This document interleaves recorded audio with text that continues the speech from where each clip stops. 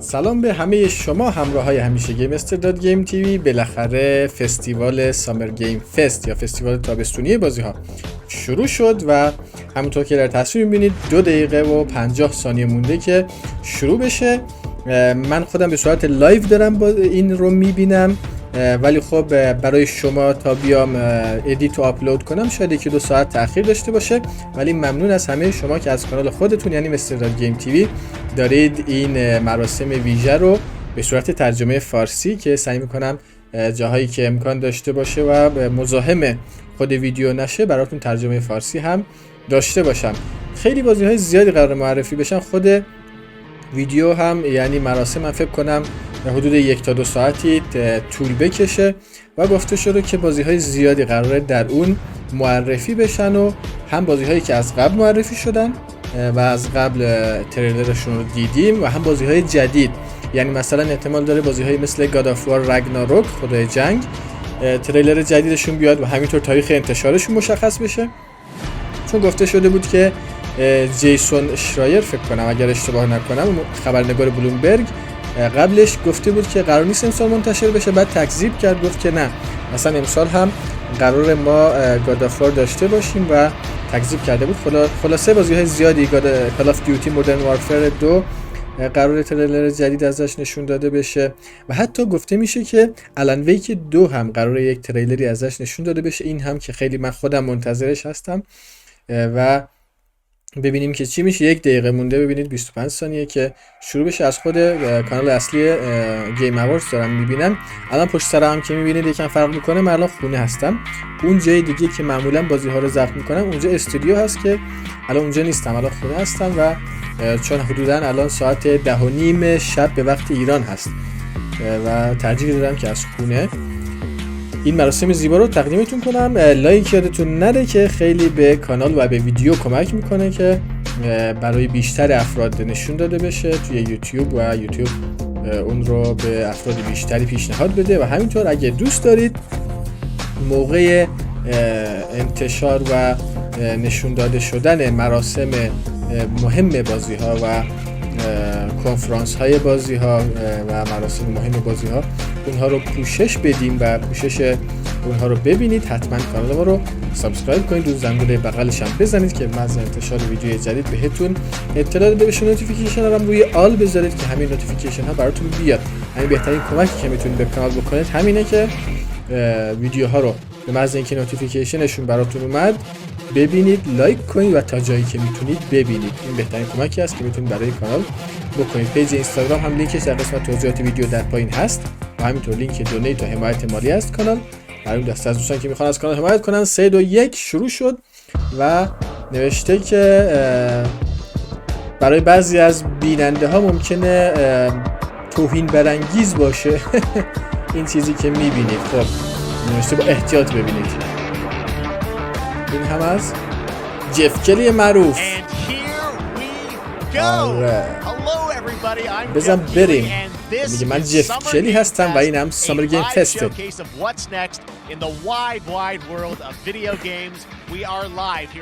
میگه اینجا به صورت زنده در لس آنجلس پخش میکنیم توی IMAX تئاتر. میگه که دیولپرها هستن اینجا، سورپرایز زیادی براتون داریم و بازی هایی که دوست دارید.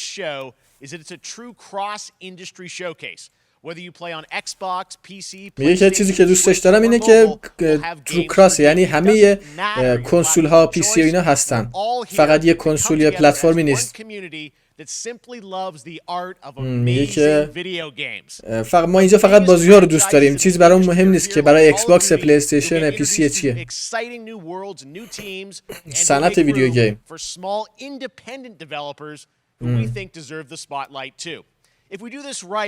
Hopefully you'll discover a few new games to put on your wish lists.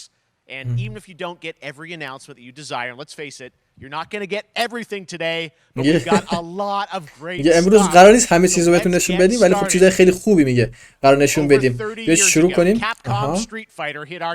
استریت فایتر کپکام. استریت فایتر 6.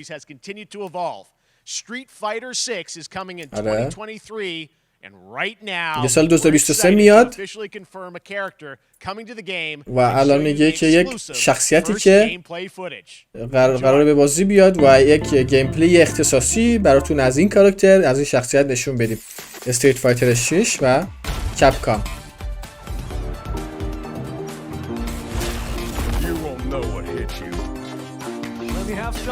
شخصیت امریکایی، هیرو، امریکن هیرو. اینه آره، داره شخصیت رو معرفی میکنن، ولی واقعا بازی جذابی. من خود خوشم میاد از استریت فایتر.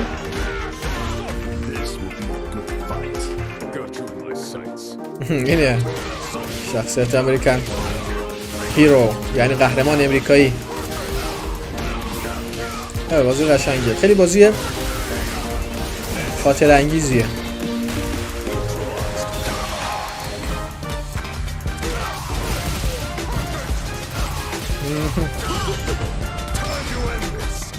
وقتشه که تمومش کنیم.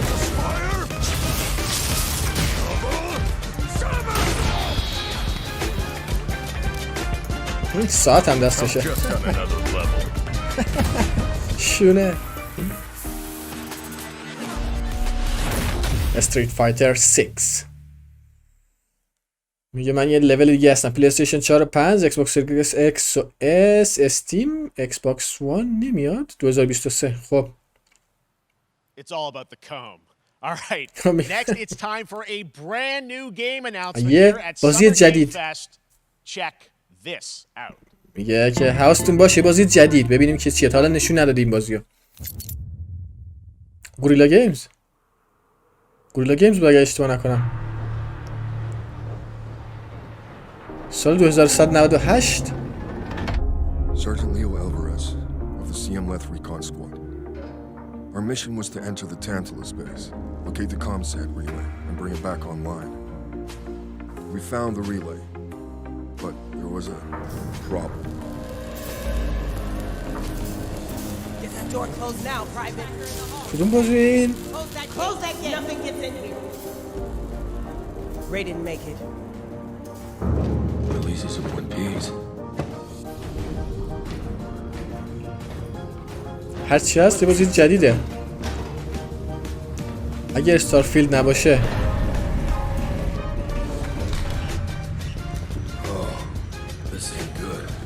این اصلا خوب نیست. چیزی که پیدا کردیم یه نوع شیطان جدید بود، اما اون اول ما رو پیدا کرد. نکنه ردفال هم که نیست. یه این انسان نبود. اوه عقب نشینی کنید.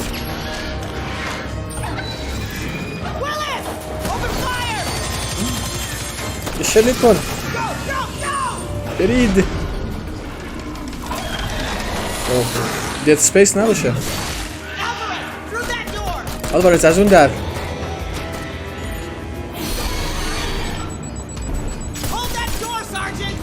یه در رو نگه دارید. او لعنتی.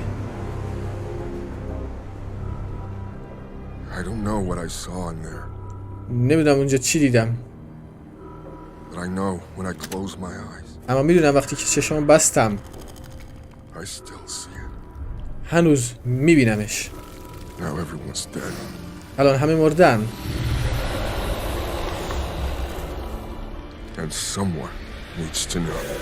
و یکی میخواد بدونه.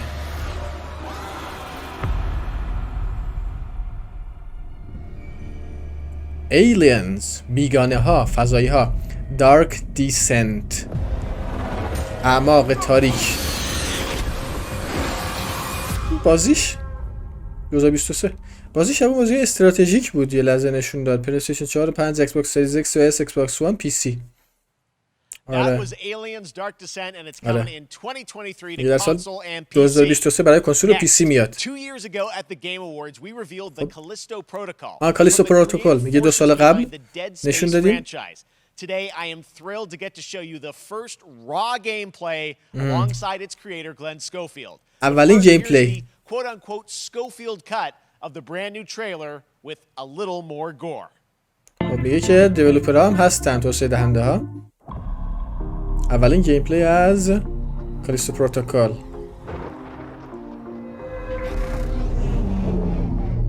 توی فرانچایز دد سپیس کرافتان ظاهرا این گیم پلیه. Take a look outside. یه نگاهی بیرون بنداز. Did you know that they call Callisto the dead? میدونی به کالیستو میگن دنیای مرده؟ مرده. Just like you would have been if I hadn't fished you out of that wreck. مثل تو اگه از اونجا نمی آوردمت بیرون. Holding on to right there. That's your old life. You gotta let that go. اون زندگی قدیمته، باید بذار بره. Life is entirely in my hands. زندگیت کاملا در دستای من. زندگی جدیدت میخوام بهت شانسی بدم،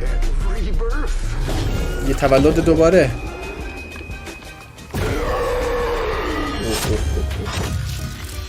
ببین این گیم پلی واقعیه.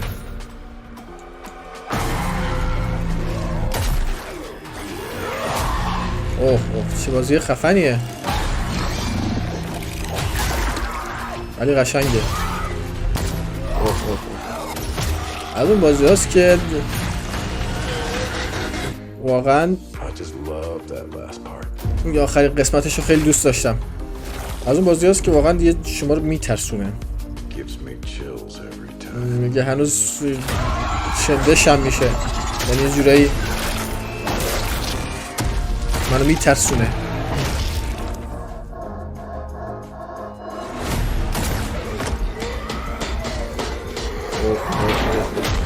گیم پلی اصلیه، یعنی خود گیم پلی بازیه.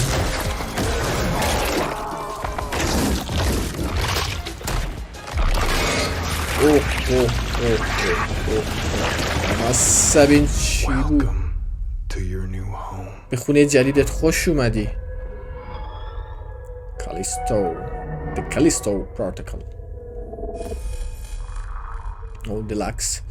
Xbox, Steam, PlayStation, Epic Games. برای همین پلتفرم‌ها دیگه میاد. خب اینجا توسعه دهنده هاش هستن. Schofield. تبریک میگم بهتون. تاریخ انتشارش هم دسامبر 2022. دسامبر 2. آذر ماه میشه تقریبا فکر کنم. دیگه بهتون تبریک میگم. ممنون به خاطر دعوت کردن ما اینجا. یه لحظه فرصت میخوام ازتون تشکر کنم به خاطر همه کارهایی که برای صنعت گیم کردید. الان 60-70 ساله میگه. یه استودیوها بازی‌های جدید رو کمک کردید بهشون. اصلا در مورد من نیست، در مورد شماست. ممنون از شما.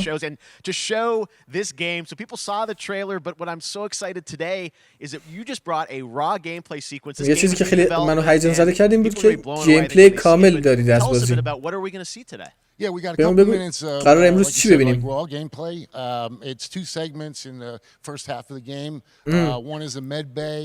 میگه که قرار 2 قسمت گیم پلی ببینیم امروز که بعد نصف اول بازیه، مربوط به نصف اول بازی. Just about everything. We're showcasing a new weapon called the grip. It's یه نوع اسلحه جدید هم نشون میدیم. And it shoves them into giant fans. It rips them apart. It's great. And دشمنا تیکه پاره میکنه. Check out the nice ending we have, where we we usually will kill our main character Jacob, and in a very unique way. And یه اندینگ خاصم بهتون نشون میدیم. یه معمولا شخصیت اصلیمون تو آخر بازیمون میکشیم. You guys are amazing. Thank you very much. ممنون از همه شما شگفت انگیزید. What you guys are shipping this year, this looks like a world-class next-gen game. یه چیزی بهمون نشون داده یک بازی نسل بعدی ورلد کلاس واقعا. Let's let the footage speak for itself. Let's go field. یه بذارید خودمون ببینیم دیگه، صحبت نکنیم. اولین گیم پلی از The Callisto Protocol. بله این گیم پلی کامله دیگه بدون هیچ سینماتیکی.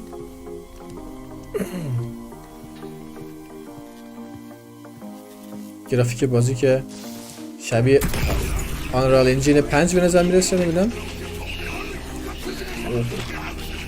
این یه جورایی هولوگرامه.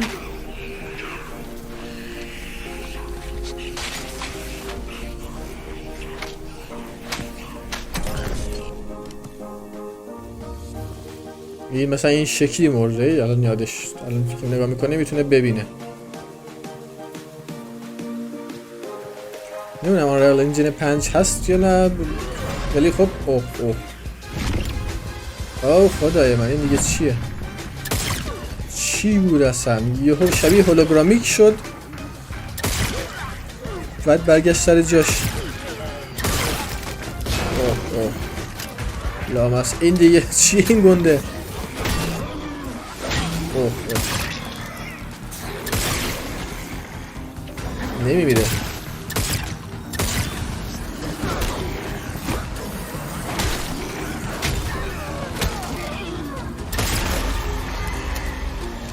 اوه خدای من، بازیش قشنگه. هنوز نمرده. کالیستو کردیت به دست آورد 237 تا. اسم کردیت داخل بازی هم کالیستوست. کی در قفله؟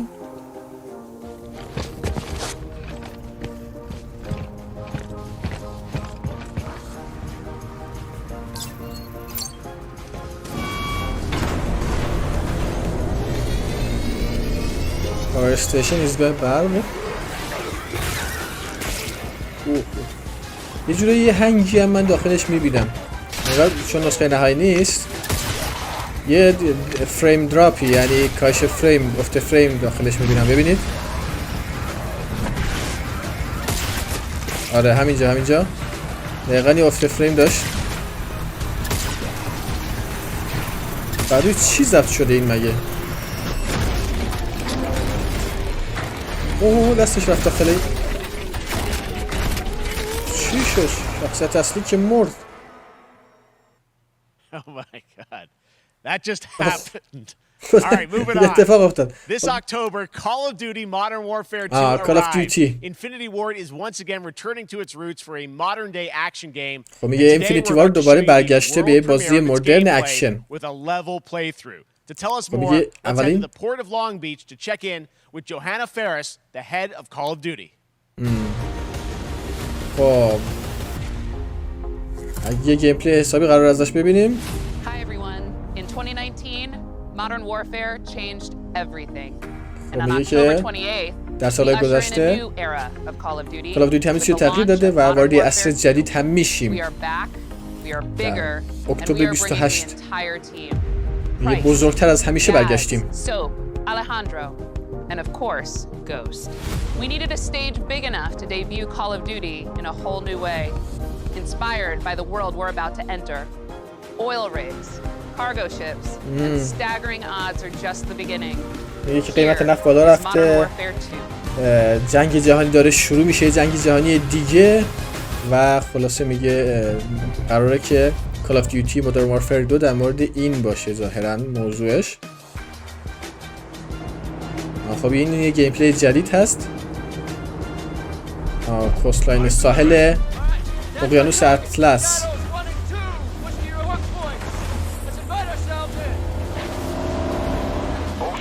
گرافیک رو ببینید.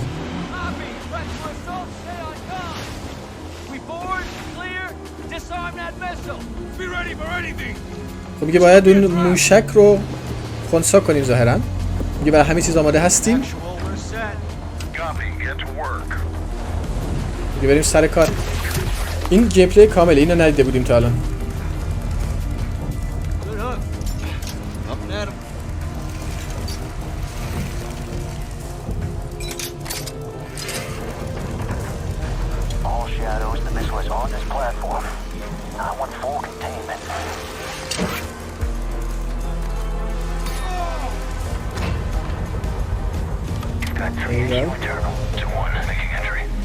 چه گرافیکی.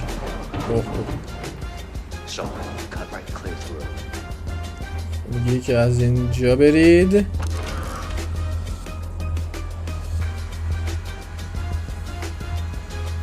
ای ولی یاد کال آف دیوتی های قدیم افتادم.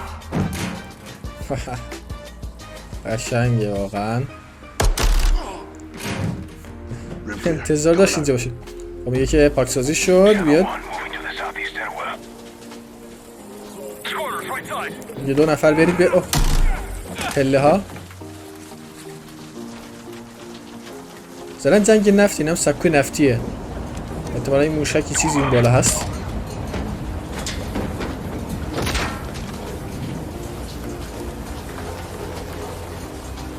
ولی خیلی واقعیه دوستان، شبیه آنریل انجین 5. آی بارون رو ببینید چقدر واقعیه. اون در بالایی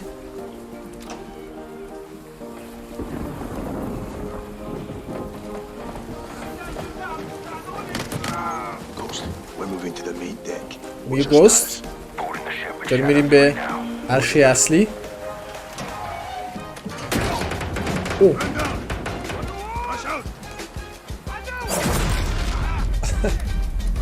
قشنگ اینو که هنوز نمارده بود.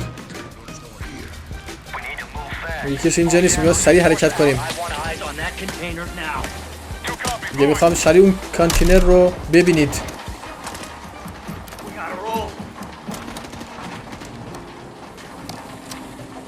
مولوتوف، یه مولوتوف برداشت. ببین پرت میکنه کجا.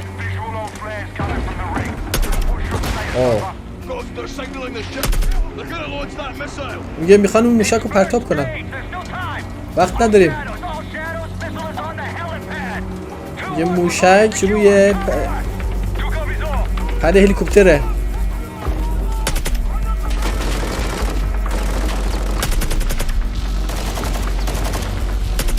ولی اونی که گیم پلی رو داره ضبط میکنه قشنگ وارده.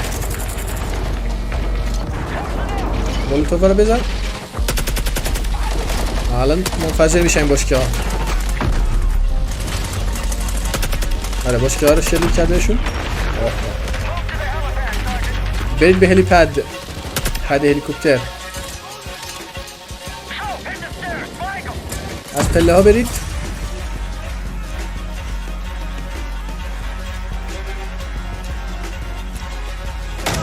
اوه چی بود؟ داره بود یا فلش بنگ بود. میگه پاکسازی شد. امنه. مولوتوف فلش بنگ برداشت. ببینید باز مولوتوف.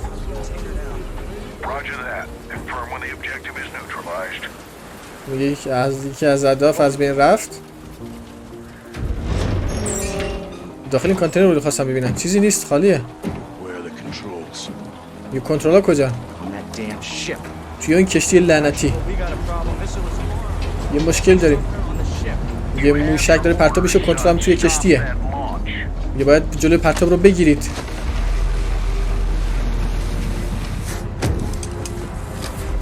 دارم میرن داخل کشتیه فکر کنم. آره ببینید حرکت کنید. میگه ما برگشتیم داخل آب.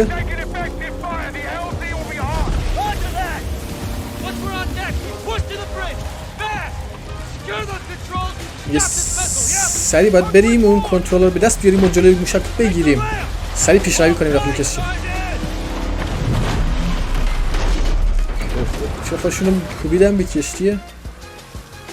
لازم نبود.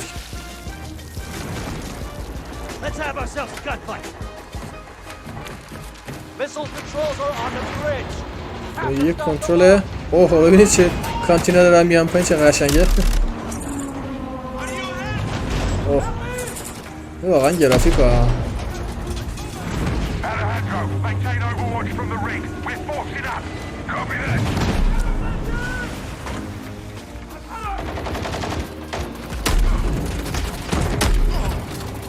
میگه در مورد جنگ با ایران یا روسیه هست ولی خب مشخص نیست هنوز کامل، چون صحبتهای از ایران شد داخل تریلر قبلی.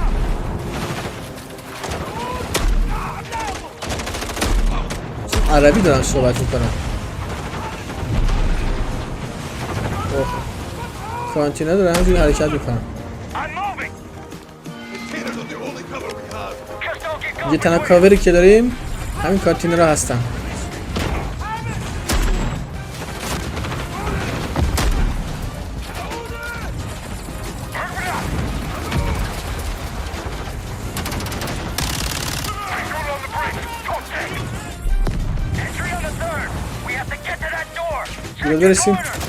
برسیم به اون در.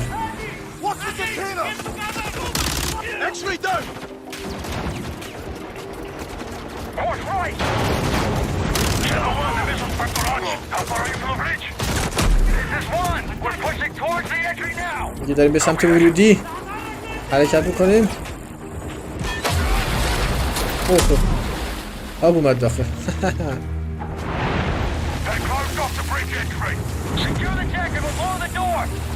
دیگه ورودی رو بستن مثل همیشه و بازی کالاف دیوتی زدن میخوام منفجرش کنن. احتمالا اون صحنه آهسته بیاد و مثل بازی های قدیمیش احتمالا همین شکلی باشه. 3 2 1 منفجرش کنیم. خب عوض شد گیم پلی.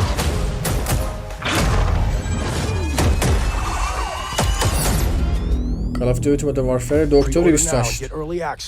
خب میگه اگه پریوردر کنید اوپن بتا رو هم دسترسی بهش دارید. That's what we're talking about. And این همون چیزی بود که می‌خواستیم. Long Beach, Johanna, great to see you. How's everything? خوشحالم که می‌بینمت جانا. Great to have you with us and also Jeff from Infinity Ward. So Jeff هم از Infinity Ward میگه اینجا هست. Thanks for that extended sequence. اولین گیم پلی رو دیدیم. Jeff, tell us a bit about that mission. Where is that set in the game? What are we seeing there? در مورد ماموریت بهم First of بگو. all, we're really excited to welcome back Captain John Price and خیلی خوشحالیم که پرایس دوباره برگشته. Garrick. و گریک.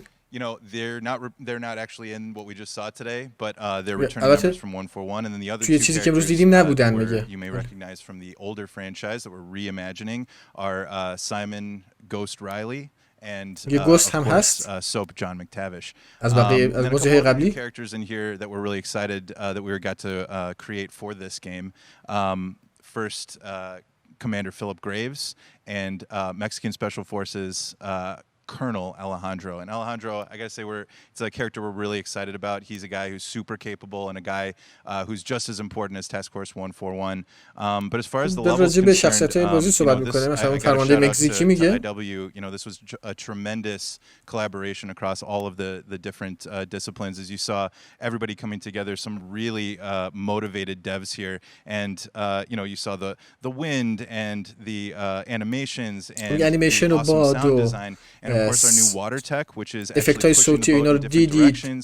It's creating a physically dynamic environment, allowing for the recovery behind cover, and then suddenly that cover would shift and leave you exposed, but it also leaves the enemy exposed, creating this emergent gameplay. میگه که این مثلا کاور با این کانتینرهایی که حرکت می‌کردن تغییر می‌کرد، یه حالت گیم پلی خیلی جذاب و ایمرسیو بود.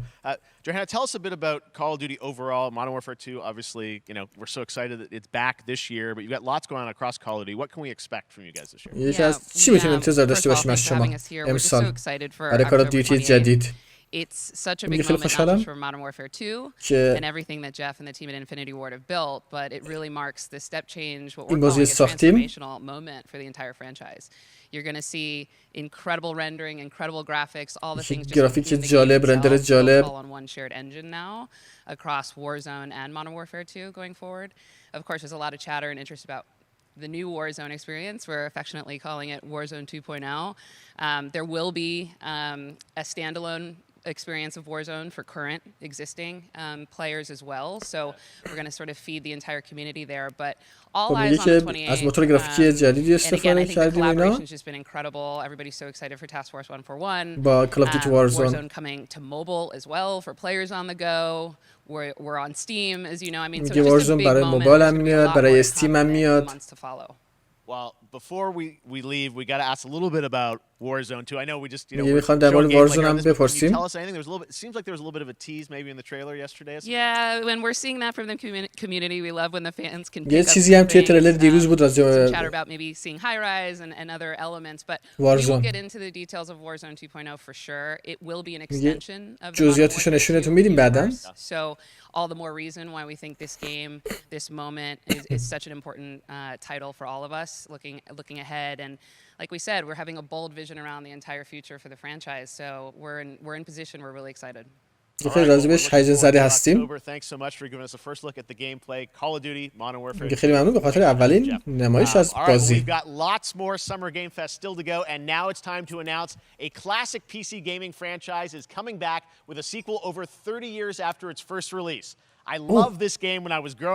میگه که یک فرانچایز کلاسیک پی سی بعد از 30 سال میگه داره دوباره برمیگرده. من این بازی رو میگه خیلی دوست دارم. مایکرویتس 30 سال بعد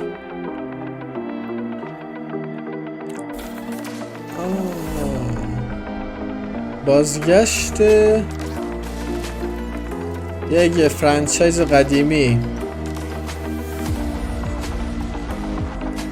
میگه قبلا برای پی سی بود الان دوباره برگشته.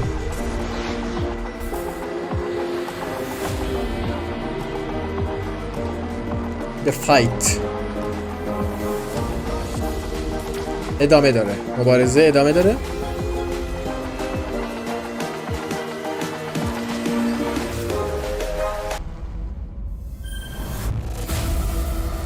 فلشبک 2 پلیستیشن 4 و 5 ایکس باکس 1 ایکس باکس سریز ایکس و اس استیم نینتندو سویچ مایکروز زمستان سال 2022. All right, let's turn back time. Back in 2017, we announced Witchfire at the Game Awards. Almost 5 years later, I am so excited. The team at the astronauts in Poland has put together an in-depth look at the gameplay of this dark fantasy first-person shooter, which will enter early access soon. I am so excited to play this. این بازی شوتر اول شخص رو میگه که ساختن و بیایید ببینیم. قشنگه شوتر اول شخص. سال 2017 بود میگه برای اولین بار وقتی اولین بازی معرفی شد توی مراسم سامر گیم فست.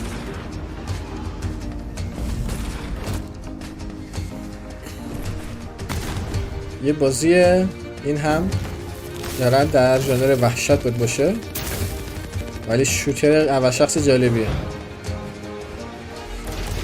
گیم پلی هیجان انگیزی داره.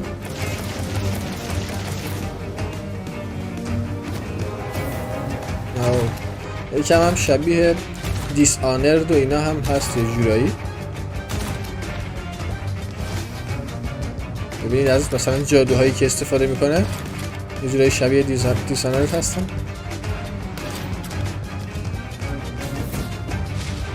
ببینید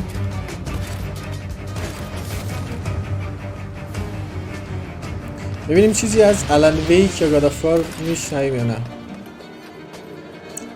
این چی؟ بذاره خیلی مهمه داره بهش نزدیک میشه. این چیه؟ صلیب کشید. Witchfire اسم بازی Witchfire هست، آتش جادوگر. خب میگه که ارلی اکسس داره با آنریل انجین 5 هم ساخته شده. برای اپیک گیمز هم ظاهرا به زودی ارلی اکسس و یعنی نسخه دسترسی زود هنگامش میاد. یه بازی جدید از یک استودیوی مستقل. خب این بازی جدید برای اولین بار میگه که هست از استودیوی مستقل اروپایی. ببینیم چیه. Officer Taylor Medlog 29. Today, افسر کی؟ افسر تیلور. I can't believe what I saw. امروز نمیدونم چیزی که دیدم رو نمیتونم باور کنم.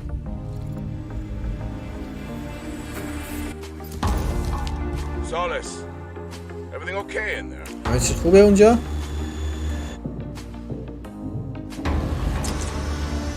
شبیه دد اسپیس و اینا هست یکم. ببینید شبیه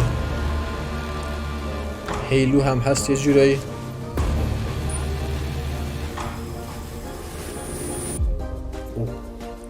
نکنه توی مریخ جریان داره بازی.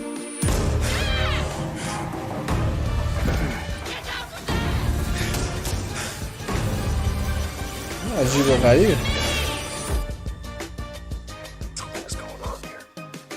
یه چیزی اینجا در جریانه، یه ماجرایی. باید بفهمیم چیه. پورت سولیس، قلعه سولیس. روی استیم. That's something brand new, and آره look چیز who it جدید بود. is. ببینید کی اینجاست میگه. Troy and Roger in person. Guys, this is so fun. The fact that you're working on a game together. خیلی جذاب بود این که شما با هم دارید روی بازی کار میکنید. خوش اومدید. I gotta ask you guys, ازتون who are your بپرسم. characters in this game? کاراکترهای این بازی کیا هستن؟ I play a character named Wyatt Taylor, who's a medical officer who's stationed at this base, Fort Solis. And it's the epicenter of this mystery that we'll discover and uncover as we go through the game. And of course, my character will be at times in opposition with Roger's character. The battle we've been waiting to see. توی ایستگاهی هستیم ظاهراً توی مریخی همچین جایی باید باشه. یه دنبال یه ماجرایی هستیم یه رازی که باید کشف کنیم. It's so great that you're in another game. I mean, it's feeling this is your first game since Red Dead. یه فکر کنم این اولین بازیتونه درسته؟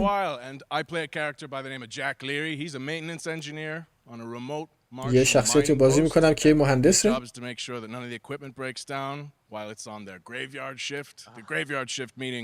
Mars and Earth are really far apart from each other and their orbits around the sun. So help is not a simple call away. میگه که توی مریخن و مریخ از زمین خیلی دوری، یعنی نمیتونه درخواست کمک کنن. Team, right? Independent studio in Europe that's making this, but with huge production values. I'm curious, like, how did you guys get attached to this? Tell us a bit about the background. چطور تونستین کار بکنید با استوری مستقل؟ 2020 to me was the most impactful year for games. It was the first, I mean, obviously we had this unprecedented event with the pandemic and that forced the way that we looked at everything as a society, but also the چیزی way که اومد کرونا این مسائل میگه also که brand new consoles. We had more tools that were being made available کنسول‌های that جدیدی were داشتیم. leveling the playing field between like the AAA studios and the indie studios or the AAA studios. And so, just like anybody else, we got reached out. James Tinsdale with this brand new studio said, "We'd like for you to consider being a part of this game." And he walked me through a very brief description of what the experience was going to be like. And in the very beginning, he said, "We want this to feel it's a tight thriller. We want it to feel like Dead Space meets." میگه اولش خواستیم شبیه بازی وحشتناکی مثل دد اسپیس باشه. And full like performance capture and everything. Yeah. Absolutely. New studio, گفتم شبیه brand دد new اسپیس. energy, and of course, میگه استوری جدید. And me. I get the privilege Who's the of other getting to see this guy and watch him in action. I love to work, and I love the challenges and all the new innovations that this medium provides to performers.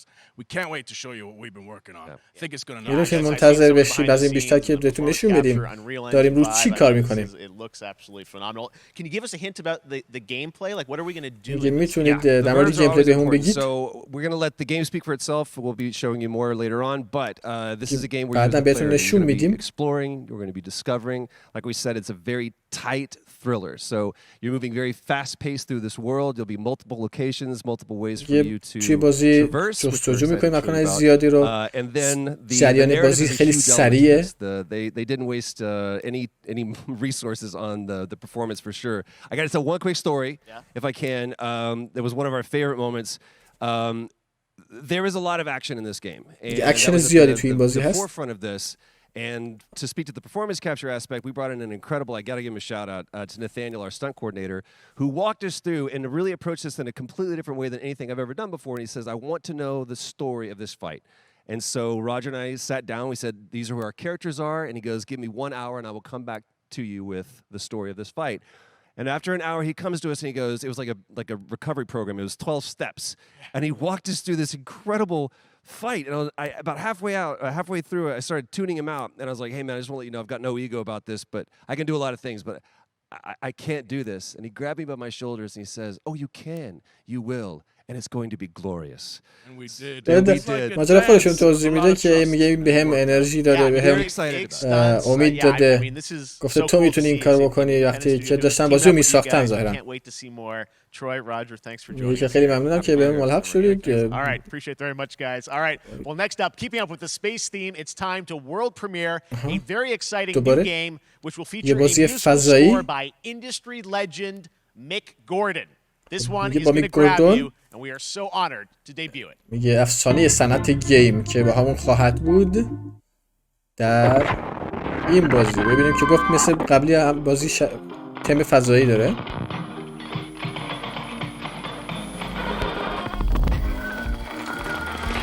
ببینید ایستگاه فضایی زهره چیه؟ ماه؟ کره ماه؟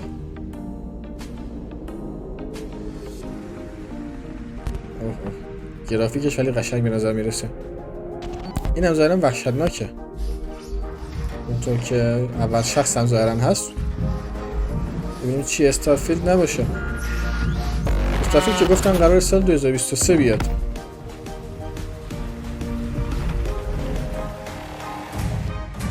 اوه یکی از اونجا رد شد، دیدید؟ این چی اصل است؟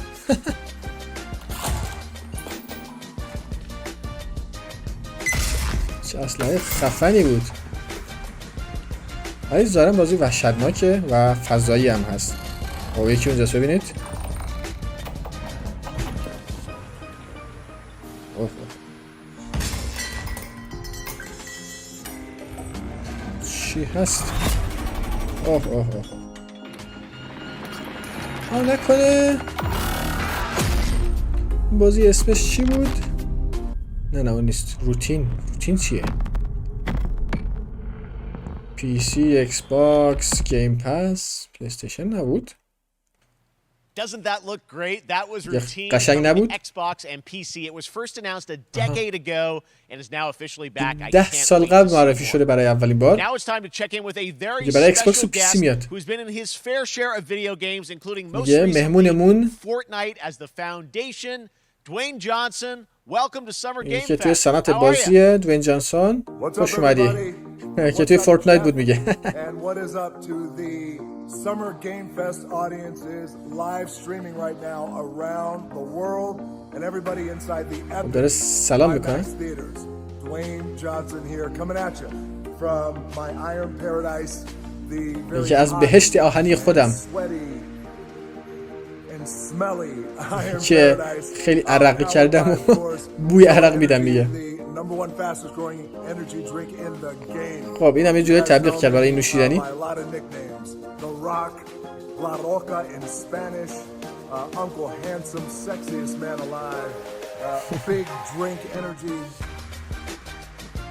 Always room for a cheesy joke. There's always room for the extra large cheese pizza, especially when I'm delivering and I deliver them often. یه تبلیغ برای پیتزا کرد. You guys also know me as the greatest and most electrifying surprise in gaming. دیگه من رو به عنوان سورپرایز ترین چیز توی بازی ها میشناسید. یه ممنونم به خاطر حمایتی که کردید. باعث افتخاره کار کردن با اپیک گیمز توی فورتنایت. میگه که نمیتونم منتظر بشم برای چیزی که برای آینده براتون داریم. بیمانه بالا بلک آدم هم میشناسید. He is ruthless, he is unstoppable. And for those who don't, I always like to say a quick tutorial is this. Black Adam has the powers of Superman, but the only difference, well there's a few differences, but one of the biggest differences قدرت سوپرمن داره بلک آدم. Weakness is magic, and Black Adam's one of his superpowers is magic. یعنی که تفاوتشون اینه که نقطه ضعف سوپرمن جادو هست ولی قدرت بلک آدم جادو هست.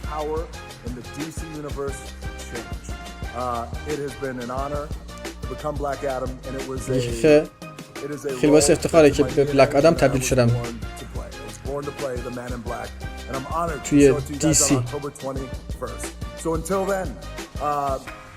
Stay healthy, stay safe, stay focused, keep having fun, keep kicking ass. Enjoy your gaming, and I'll see you down the road.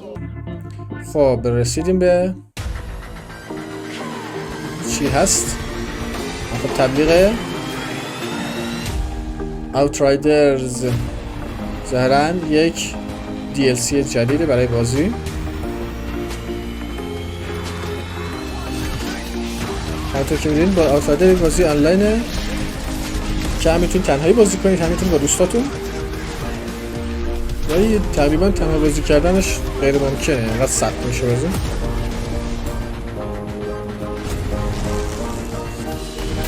این هم احتمالاً یه DLC جدیده که برای بازی اومده.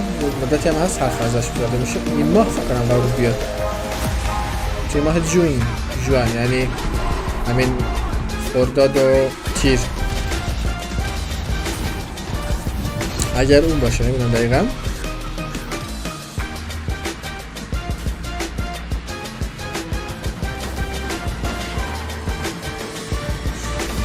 شخصیت عجیبه. این چیه؟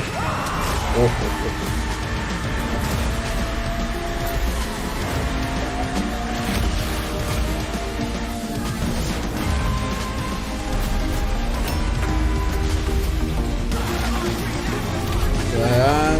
محیط و شخصیت جدیدی آورده.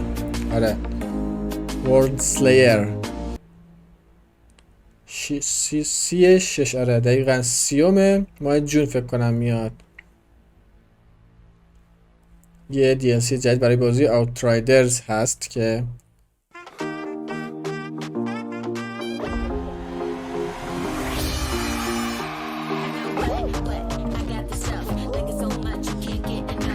این تبلیغ زاره.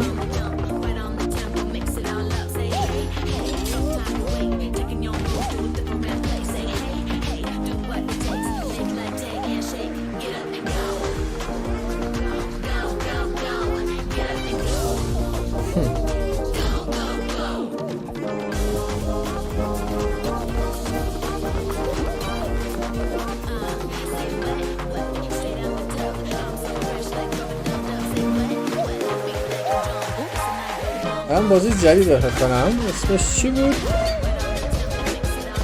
بازی آنلاینی هست.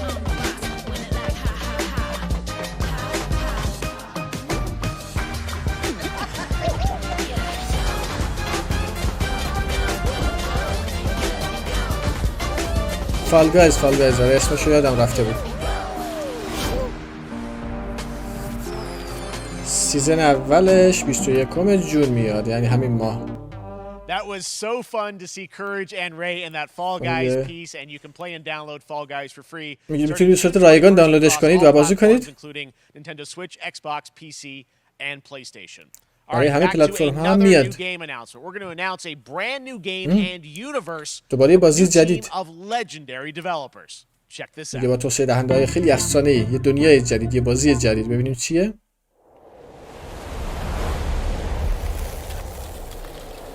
Forest Plant Studio Giant Forest Giant چه استودیویی هست؟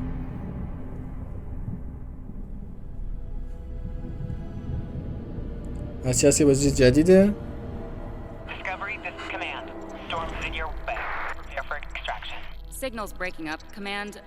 سیگنال قطع میشه. به زودی میبینمتون. همه بازیاشون شبیه دد اسپیس شدن. چه خبر؟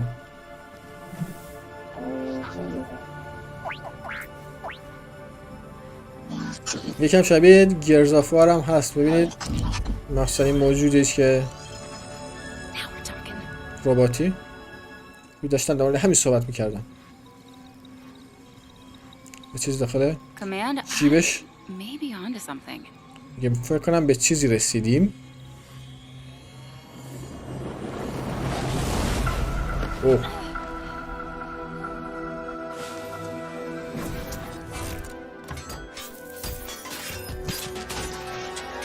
چه خبره؟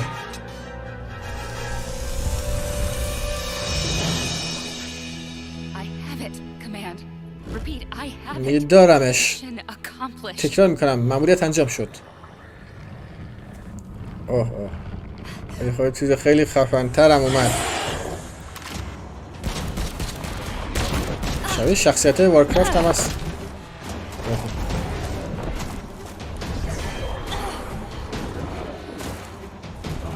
الان فهمید که زره خیلی قویه. یکی بهش شلیک کرد. کی بود؟ کم وایسا، من از پسش برمیام.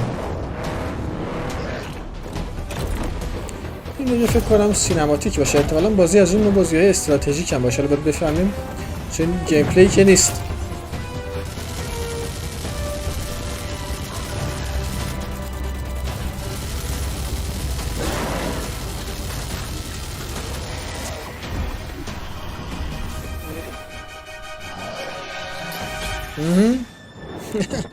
موشک. اما اول چرا این کار نمی کردی؟ میگه خوشحالم که رسیدی. باید بریم همین الان. طوفان داره میاد.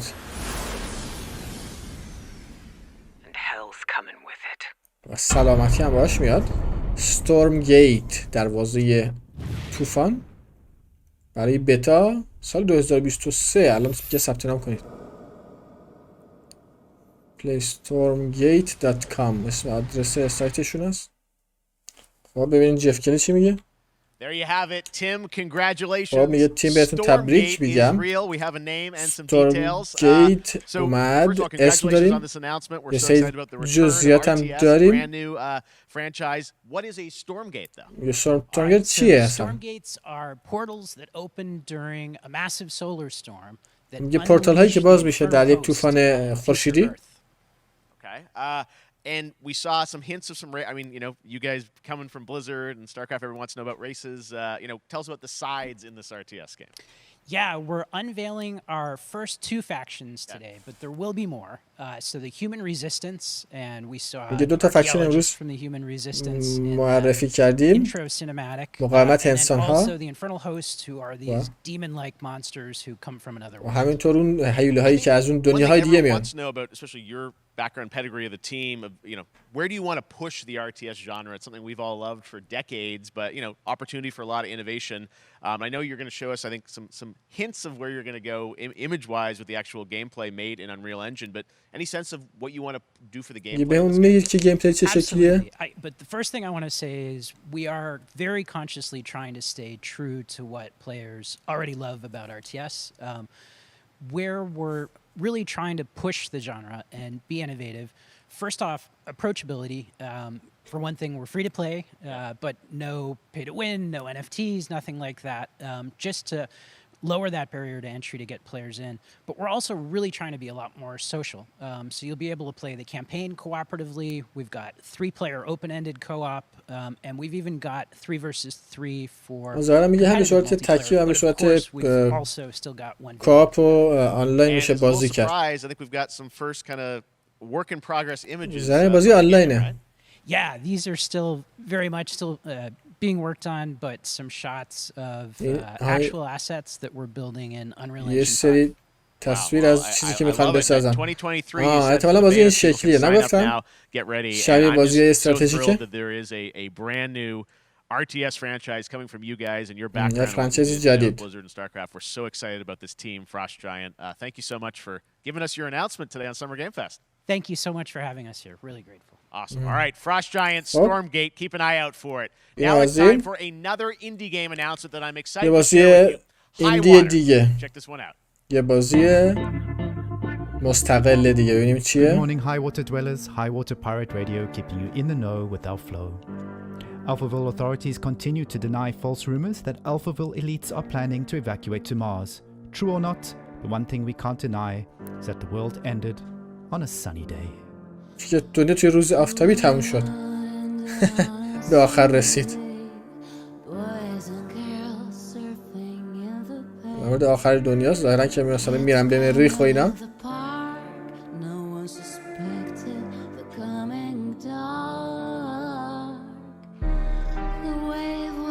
احتمالا اینم قشنگه، ولی خب ببینید این گیم پلی بازی بود. گرافیکش یه جورایی انیمیشنی و فانتزی یه جورایی قشنگه، ولی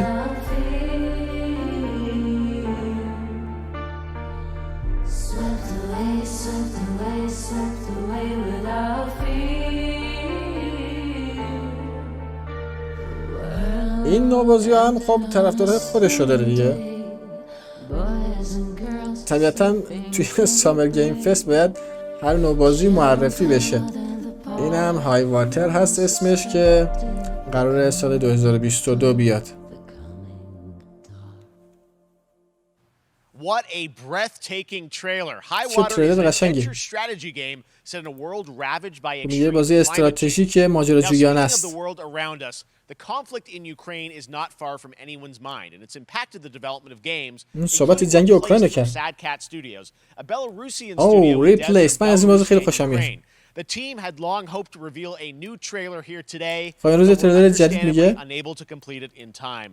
Guys, I just want to say we're thinking of you and all the developers impacted by the conflict, and hope to be able to share your work. چون ظاهرا توی اوکراین ساخته میشه میگه که نتونستم بازی رو سر وقت تموم کنم. Our next game is an official selection of the Tribeca Games Festival.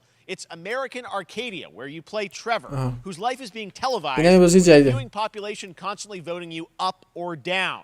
When you become unpopular, you need to start running for your life. Check this out. اگه غیر معروف بشید، غیر مشهور بشید، باید فرار کنید، باید معروف بشید تو این بازی. اون بازی قبل ریپلیس میگه قرار بود اینجا نشون بدیم یه گیم پلی جدید، میگه ولی خب نتونستم سر وقت به خاطر جنگ اوکراین تمامش کنم. این بازی جدیده. My grandfather, Elijah Walton, had a dream. پدر بزرگم یه رویا داشت برای ساختن یه شهر آینده و الان رویاش به واقعیت تبدیل شده. اون شهرم آرکادیا هست. A 43 square mile metropolis where each and every citizen enjoys a life of luxury and یه شهر بزرگ، همه در آسایش و لوکس بودن زندگی میکنن. 24 hours a day, 7 days a week on every digital platform. American Arcadia. و میگه که زندگیشون رو میبینیم توی امریکن آرکادیا. شخص زنده. Camera 4025. Interrupt broadcast immediately. قشنگه ولی.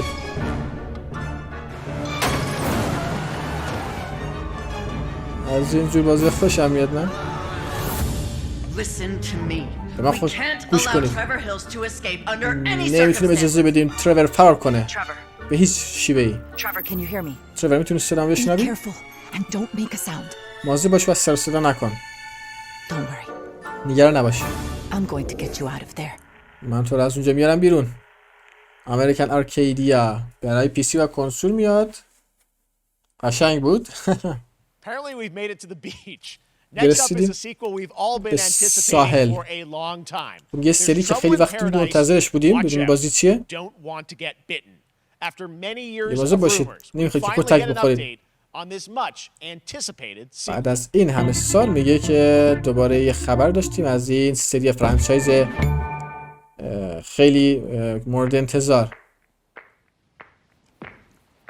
ببینیم چه بازی هست.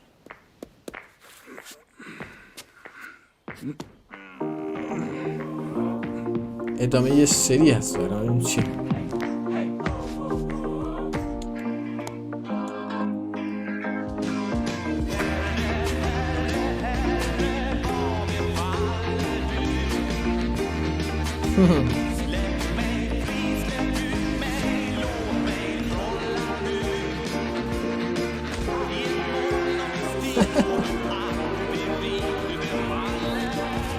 بوزه همه رو میزنه. بوزهای جادی.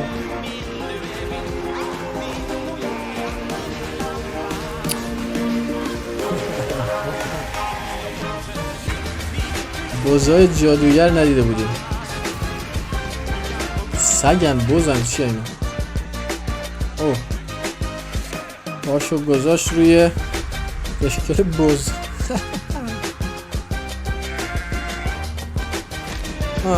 گوت سیمیلیتر. شبیه ساز بوز 3. پاییز سال 2020.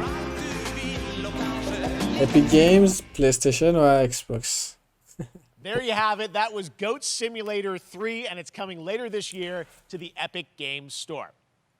Now, last year, Marvel and 2K announced Marvel's Midnight Marvel Midnight Suns رو میگه معرفی کردیم پارسال. The studio behind XCOM and Civilizations.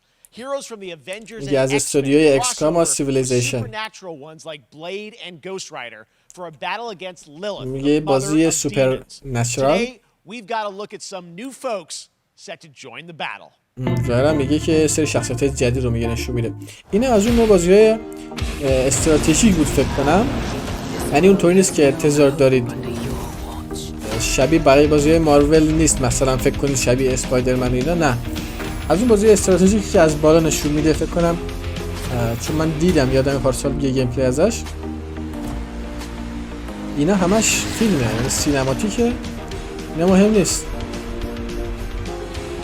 چون این کاتسینای بازی هم ظاهرا.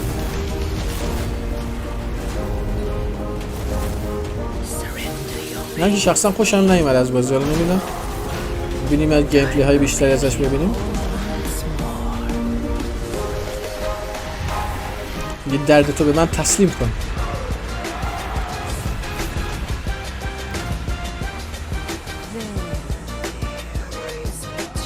و منم تو رو همیشه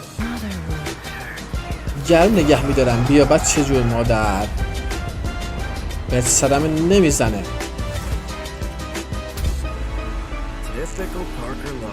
اینم مردن کبوتی.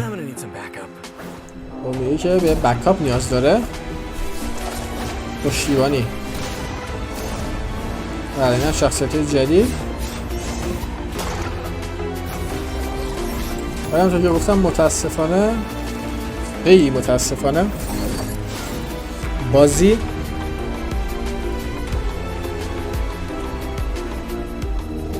استراتژی هست. اینم شخصیت شرور بازیه. و شخصیت بعد بازی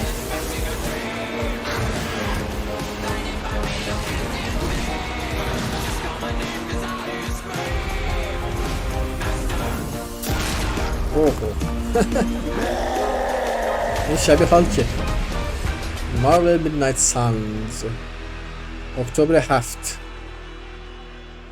دکتر استرنج اسکینش میگه برای همه پلتفرم ها هم میاد.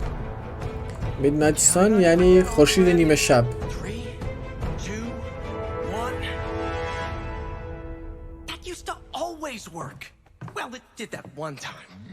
خب این شمردنه میگه همیشه کار میکرد ولی دیگه این بار نه. خب انجام کاپهد DLC جدید کاپهد The Delicious Last Course. یه چند هفته فقط فاصله داریم با بازی کردن این. Joining me now is Maya Moldenhauer from Studio MDHR. So first of all, Maya, it's really coming. It's really coming. June 30th on all major platforms. We are thrilled. برای همه پلتفرم‌ها میاد. I'm so thrilled too that I think all the fans can't believe that this is here, and I've been lucky enough to play this actually on my Steam Deck last week, and you guys gave me a copy. This میتونم روی استیم دک هم بازی کنم. خیلی خوشحالم. استیم دک هم کنسول کوچیک که جدیدن اومده. I feel like you've amped up obviously the gameplay. It's difficult as we would expect, but the visual look, you guys have taken it even to the next level, which I didn't think was possible. یکی از لحاظ بصری حتی بهتر هم شده، قشنگتر هم شده. بازی هرچند سخته یه سطح بالاتر بردیم بازی رو، هم انیمیشن هم موزیک و همینطور شخصیت بازی. Chalice is fun to play as, and even though this is a DLC, it feels like it's its own game inside of Cuphead in many ways. این که هر سری DLC شبیه بازی کامل به نظر میرسه. Get on the island, and there you are off to this new territory, which is یه وارد محیط جدید میشید.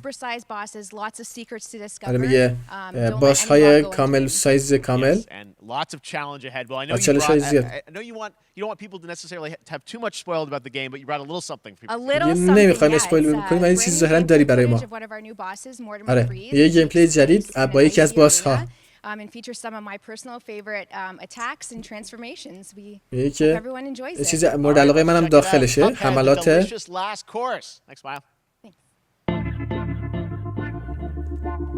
حملات باس ها. خب این باس بازیه. منم از این بازی خیلی خوشم میاد. کاپهد این DLC هم این ماه فکر کنم میاد. خب DLC دیگه، بازی کامل نیست. ببینیم باس فایته.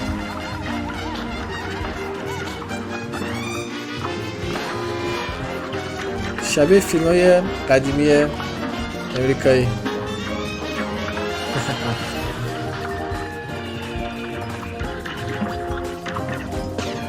اوه ضربه خورد.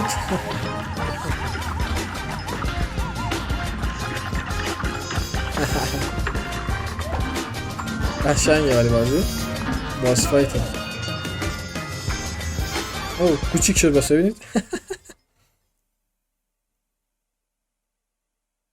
آره برای هم پلتفرم این ماه فکر کنم من اگر. Now if you want even more Cuphead, and who doesn't, tomorrow we will show you an exclusive look at season 2 of the Cuphead show when I co-host Netflix's Geeked Week, which will include new show and game announcements. It streams at 10 a.m. Pacific, 1 p.m. Eastern.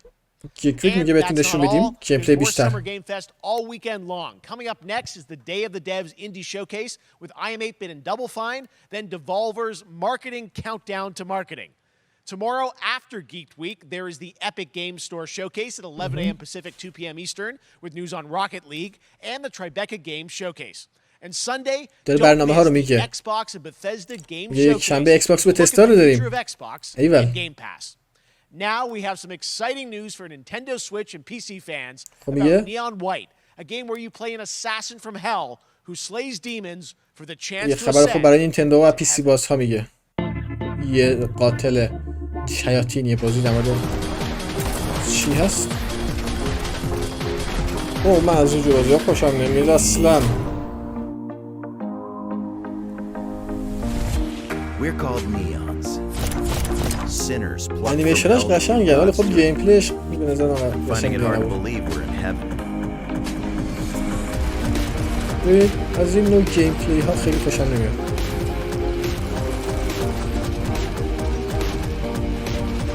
قشنگه معلومه بازی برای نینتندو سویچ میاد یه از اون بازی‌های گرافیک خیلی بالایی ندارن.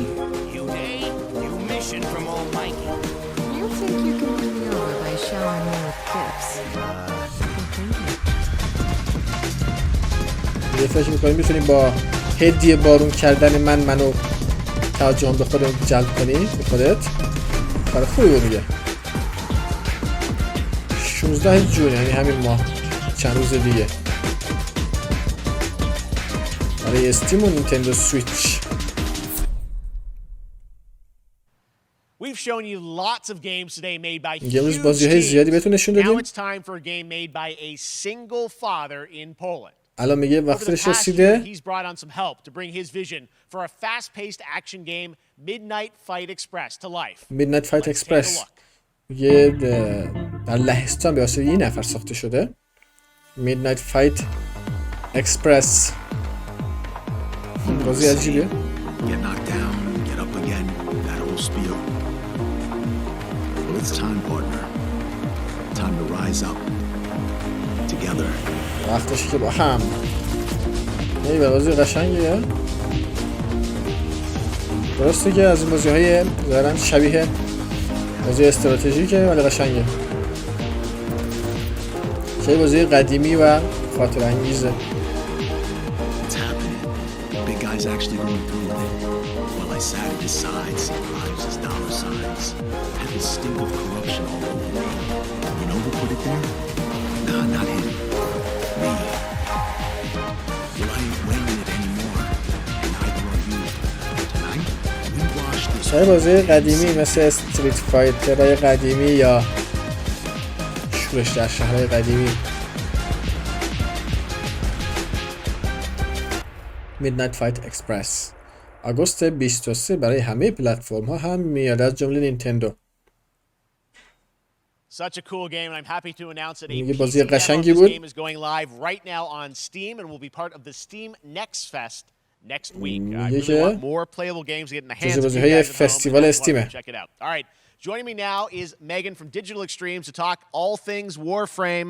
Megan, how you doing? Warframe میگه راجع به Warframe برامون صحبت کنه. We just happen to always have these Canadian teams on the show. I don't know how that works out, right? Okay. We do. Well, we have a great connection. We've also done a lot with Warframe over the years, and I know right now anyone watching on Twitch for more than 30 minutes, this show is going to get a special Twitch drop, right? That's right. I already have میگه قراره برای تویچ به صورت زنده هم پخش بشه. She's right there, loud and proud. Protea, 30 minutes for watching. Thank you for letting us kind of take over your special events category, but she is there and she is for you if you are properly linked up. No, Warframe, you know, as I said, we've done a lot over the years. You guys have done incredible things with the game, and I know در سالهای گذشته کار خوبی کردید برای این بازی. Which is your big kind of event of the year to reveal what's next. What can you tell us? قراره که Well, I can't tell too much, but yeah. جدید بیاد میگه چی میتونی بهمون بگی بیشتر؟ It's a digital event again this year.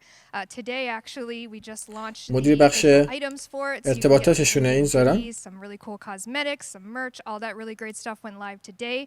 But of course, the reason I'm here is to, you know, kind of debut. We have our Tenno Live during TennoCon, which is our big reveal of the night, and we usually do a little bit of a gameplay, a little bit of a demo, and I think a lot of people can suspect what it might be, but I'm here to kind of confirm what it is. گیمپلی و دمو هست که میخوای بهتون نشون بدیم از بازی. Can I say it? Yes, I think you can. Okay, you're going to get your first look at the Deviri paradox. Finally. Finally, I know it's دیگه آخرش میتونید این قسمت از بازی رو ببینید. اسمشو گفت.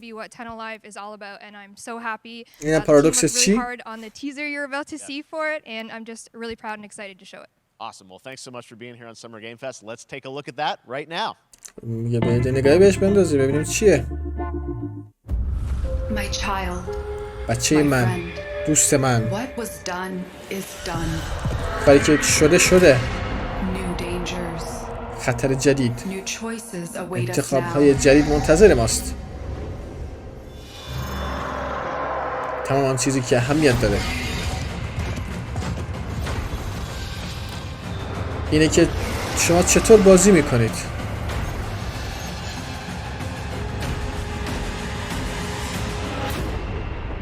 دستی که شما شکستش میدید از الان رویای اینو داشته باشید که چی بودیم و چی شدیم. وارفریم دویری پارادوکس ظاهرا اسم نسخه جدیدشون ظاهرا که به صورت پخش زنده ظاهرا و روی تویچ میتونید گیم پلی بازی رو ظاهرا ببینید.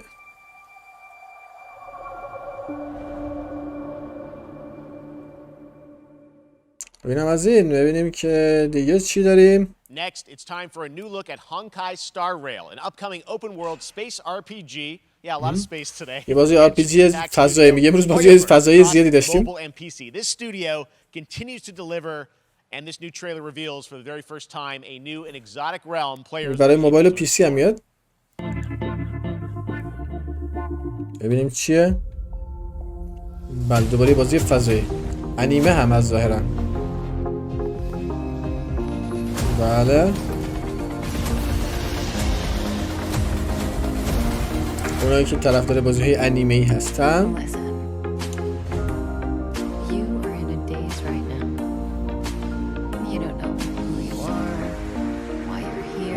شما نمی‌دونید چرا اینجایید.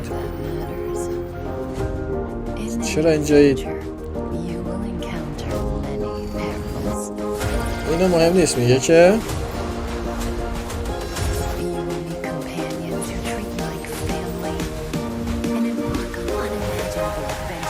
توی آینده با ماجراجویی زیادی روبرو میشید.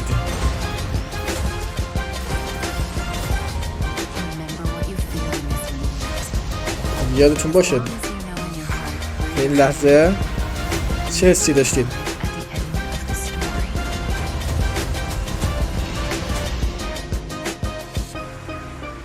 شما در آخر ماجرا داستان میگه وارد میشید. در آخر ماجراش میگه شما میایید. ای و این همون تویی هستی که من دوست دارم.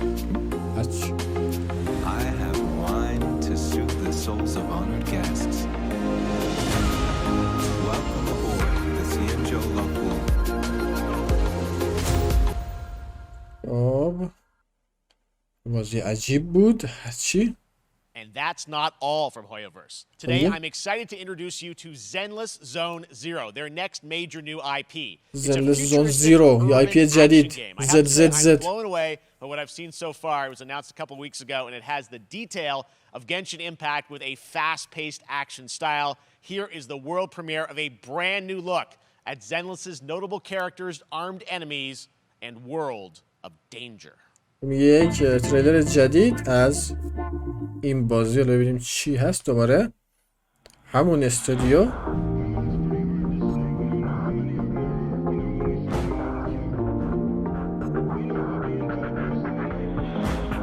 شخصیت‌های جدیدی ظاهرا هستن.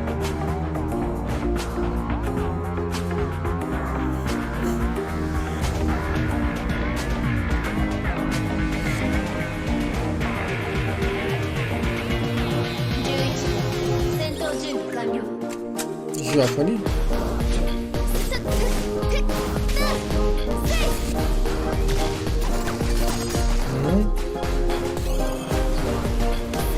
بازی انیمه مثلا هک اند اسلش باید باشه.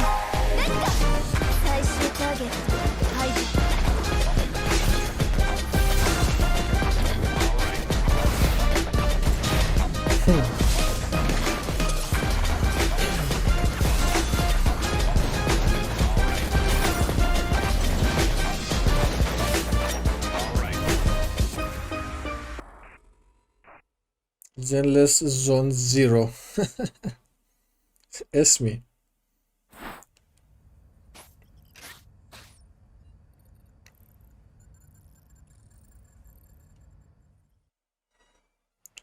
ببینم از این لاک پشت های نینجا. Last year was TMNT Shredder's Revenge, which reminds us all of the Turtles arcade games back in the day. Well, it's nearing the end of development, and the team wanted to use SGF as a way to reveal one exciting aspect of the game they've been keeping under wraps. میگه که یه قسمت جدید از بازی رو میخوام بهمون نشون بدم توسعه دهنده ها که نزدیک آخر بازی هستن. بازی قدیمی لاک پشت های نینجا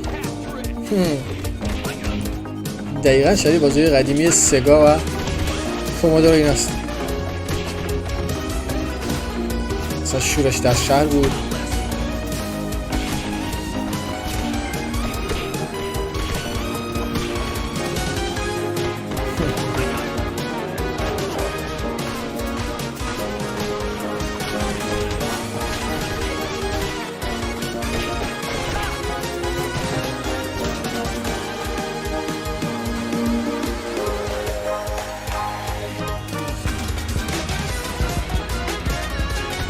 یک بازی 6 نفره 6 پلیر مود رو معرفی میکنم. ببینید بازی آنلاین ظاهرا فاقه. این اسمشون اولشون بالا نوشته.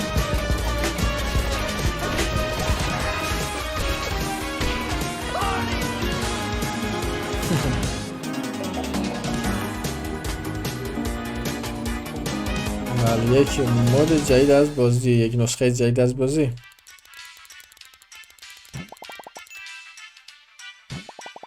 تاریخش 16 جون، یعنی همین ماه، برای استیم، نینتندو سویچ، پلی استیشن 4، ایکس باکس. این چیه؟ بازی جدید.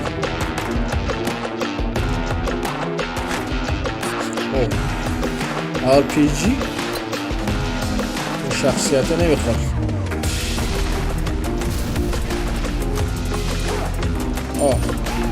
اسلحه ولی جی تی ای افتادم.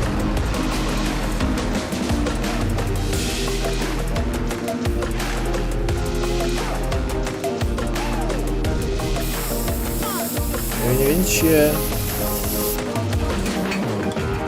سینتس رو نباشه، البته که نه، اون فکر نکنم باشه. این هم یه بازی آنلاین باشه از شکلش. من بیشتر توسعه دهنده ها سعی میکنم روی بازی های آنلاین کار کنم.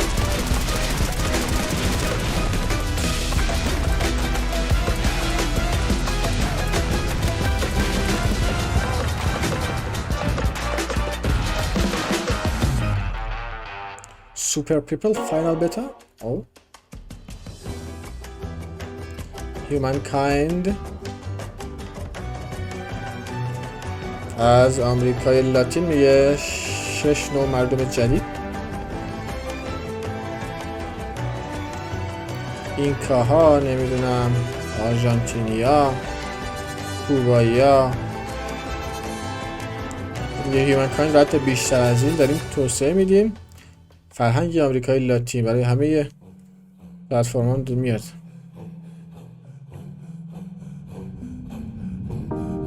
یه سب کنید، چیزای بیشتری در راه. قرار بود حتی از بازی هیستوری، تاریخ برای کنسول.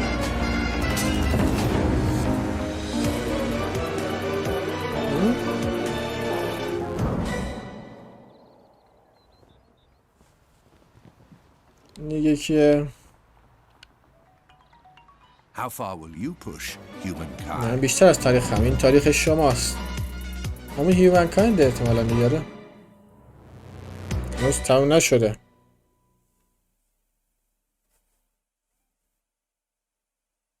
با ایکس باکس گیم پس میگه از روز اول میتونید بازی کنید و همینطور سگا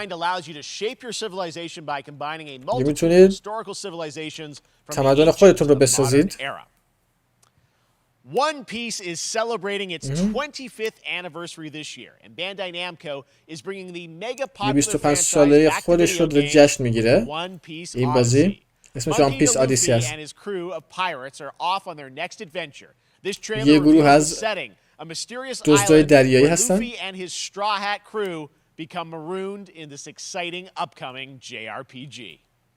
میگه که بازی RPGه که قراره بیاد.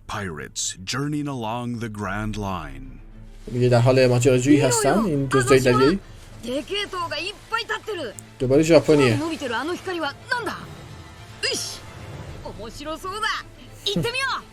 خیلی باله، بزن بریم.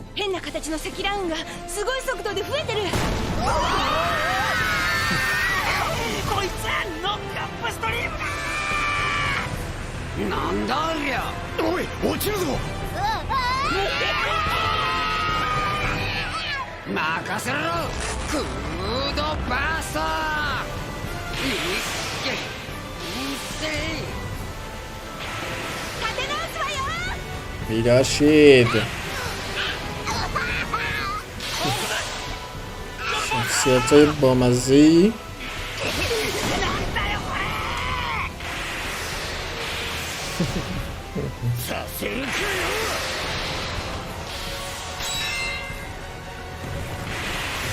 شخصیت‌های بازی داره معرفی می‌کنه.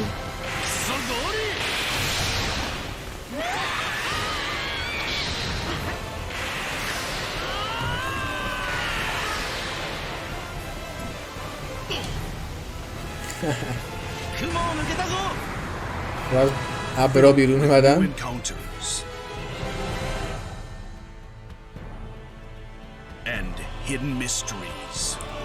برخوردهای جدید و رازهای مخفی.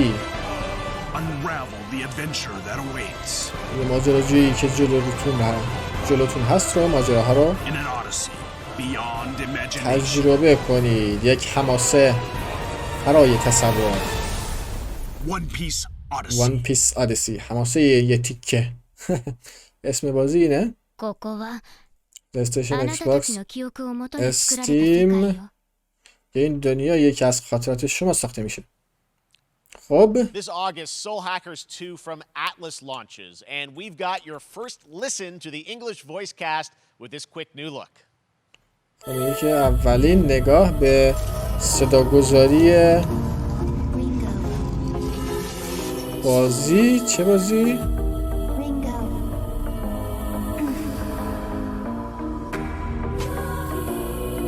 صداگذاری انگلیسی گفت.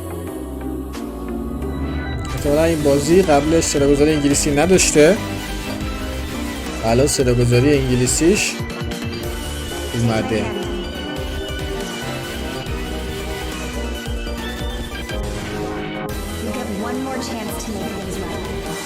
دستمو بگیر، یه شانس دیگه داری که همه چیز رو درست کنی.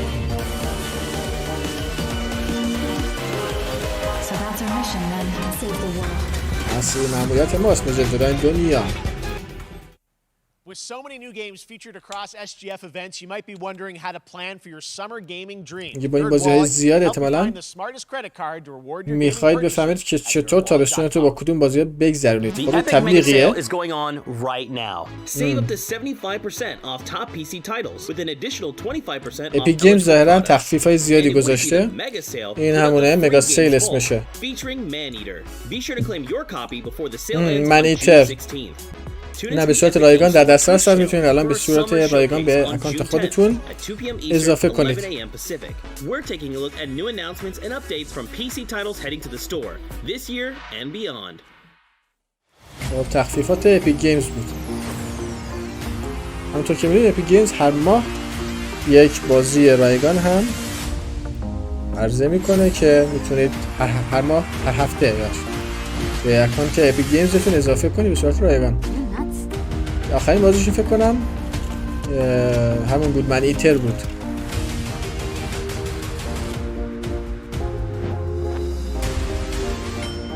این هم گیم پس هست، تبلیغ گیم پس هیلو، سی آف تیوز، دلیور آز دمون. این ماه گیم پس واقعا بازی خوبی داشت، مخصوصا آخرین بازیشون اسنایپر الیت 5. این بازی قشنگی بود که من خودم هم گازفروش رو براتون گذاشتم و در کانال حتما دیدید.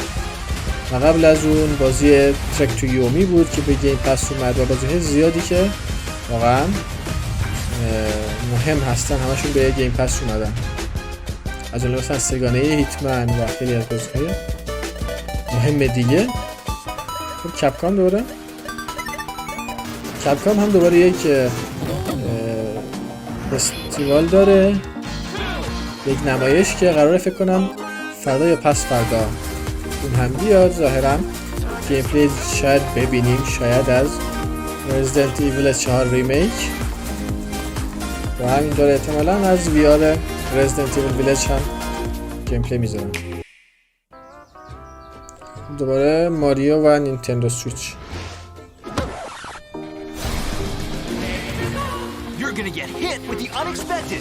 Mario Strikers Battle League. Chaos reigns supreme. So prepare to do whatever it takes to claim victory. So much fun, it hurts. Mario Strikers Battle League. Only on Nintendo Switch. Game rated everyone 10 and up. Nintendo Switch فقط.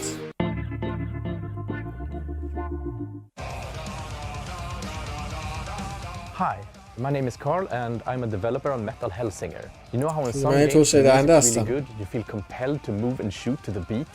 But what if you had to? In Metal, the better you are at slaying to the beat, the more intense everything gets. And we have vocal performances from legendary artists like Serge Tankian from System of a Down. So when headbanging isn't mandatory, we do recommend it.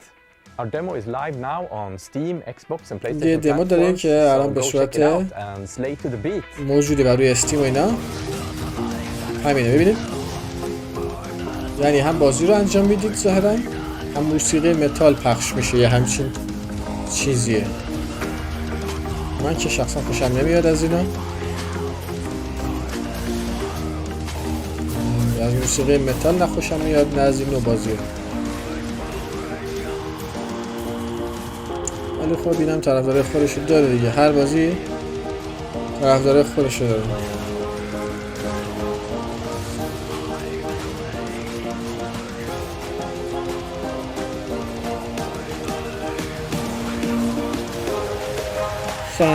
خواننده های مختلف متال رو نشون داد که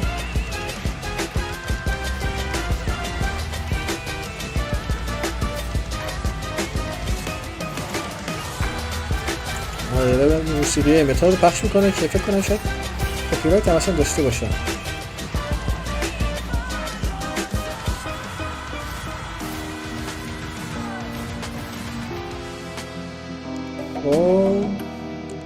متال هلیسین نمیدونم چی دموش الان موجوده بر روی پی سی و استیم و ایکس باکس و پلی استیشن.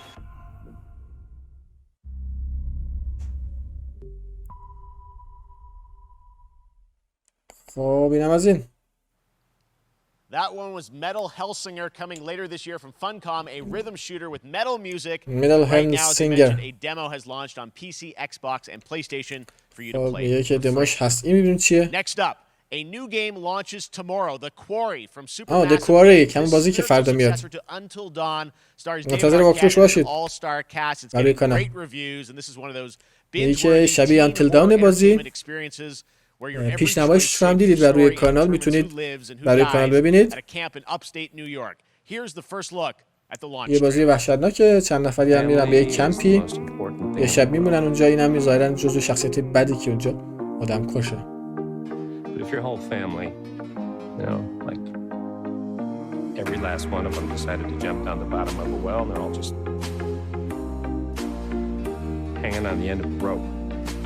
How come one person be expected to pull them all back out? You can't. So you pull on that rope and you're just going to fall right down to the bottom of the well with the rest of them. And what's the point of that? همون شخصیت بد است که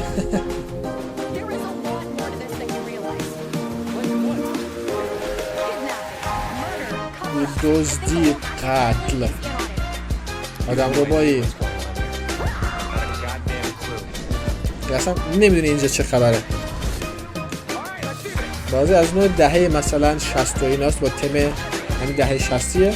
چند تا جوونن به یک کمپی میرن برای خوشگذرونی ظاهرا، یک کمپ تابستانی، ولی خب با چیز سری آدم کش و قاتل روانی روبرو میشن اینجا.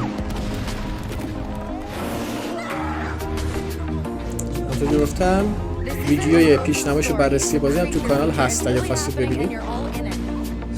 البته وقتی بازی رو هم حتما میذارید در کانال اگه خوشتون اومد تا آخر برید. یا فردا میاد بازی. Back at the Game Awards, we were proud to reveal Nightingale. توی گیم اواردز میگه از بازی رو نمایی کردیم. Now it's time to give you a brand new look and deeper look at the game, including its innovative realm card system that lets you impact things like the weather pattern, resources, and challenges in this procedural خب میگه برای آب و هوا، Here's your منابع و exclusive چالش ها میتونید در این مدل جدیدی که بهتون نشون میدیم دستکاری کنید. ظاهرا نایتینگل اینه. You're alone in the realms, I'm afraid. The portals are a mess. یه شما تنها هستید در این قلم رو. Sure if Nightingale made it. پورتال ها داغون شدن. مطمئنم نایتینگل میتونه موفق بشه. How fragile you humans are. حتی با وجود اینکه آدم‌ها چقدر آسیب پذیرن. Fed, dry, and rested should be your priority. If the portal arch is inactive, you'll need to make realm cards from rare resources. Once you have realm cards, you can activate the portal. Beware though. Foul things lurk in the interrealmic void, waiting to get in. Be ready with your axe pick. میگه با تبرتون آماده باشید برای هر چیزی.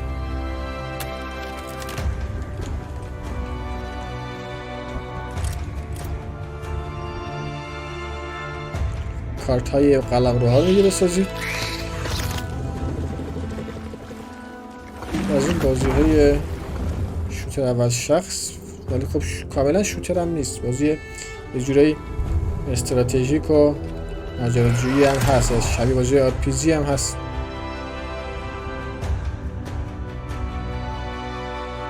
بازی هم RPG دیگه بازی.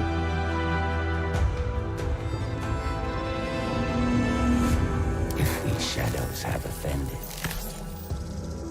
Think but this. All is mended. Unreal Engine.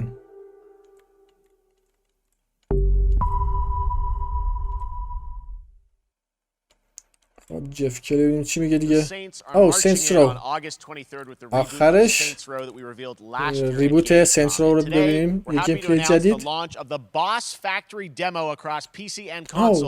دمو.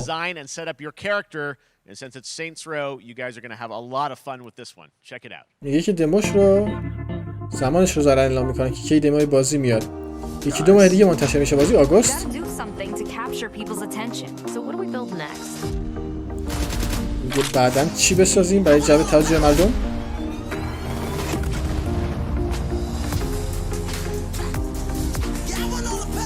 اوه شخصیت سازیه. کاستومایز شخصیت در اوج خودش ظاهرا.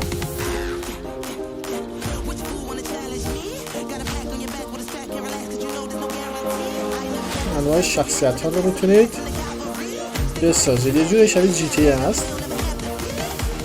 جی تی آنلاین.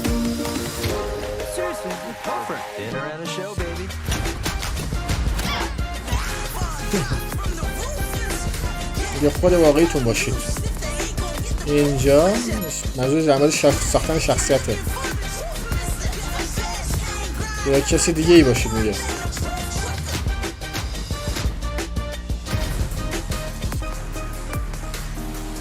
قیافه خوناشامی ساخت. این همه شخصیت هاییه که ساختن که هر کسی که خواستید باشید. این شبیه GTA مغازه اسلحه بود. باستون رو بیارید. هواپیما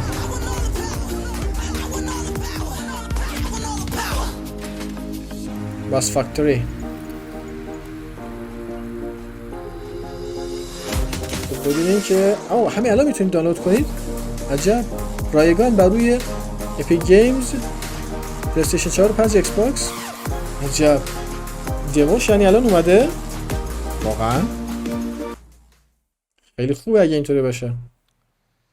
Next, we've got an exclusive first look at extended gameplay of Warhammer 40k Darktide. Warhammer Backshark's follow-up to the critically acclaimed Vermintide series. Darktide promises intense 4-player co-op action and terrifying enemy hordes to team up against. And it's out on September 13th for PC, on Steam, and exclusively on console on Xbox. سپتامبر برای پی سی، کنسول ها و ایکس باکس میاد. Manufacturer Maxell 1736 is heading towards a power systems failure thanks to a bit of heritage. پس خبر مهم همون دموی سنس رو بود که اصلا الان قابل دانلود هست. اگر ببینم این شکلی باشه من براتون میذارم در کانال و ببینیم که این شکلی هست یا نه. وارهامر هم همونطور که میدونید یه بازی استراتژیکه.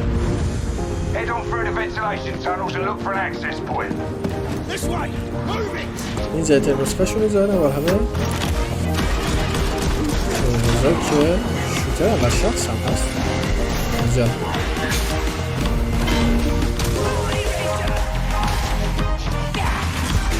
عجیبه.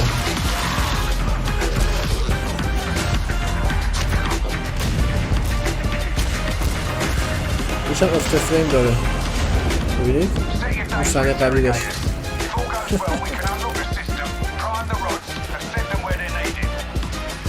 دیگه چی بود؟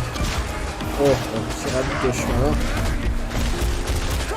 زیادن. احتمالا به صورت کار بازی فقط جذاب باشه، یعنی قابل بازی باشه. شما فکر کنید به صورت تک نفری اینو انجام بدید، این همه دشمنا با هم. ببینید کارت 4 نفر است. بقیه بازیگرها رو هم دیدید در تصویر نشون داد. این طرف دارن یه جنگن.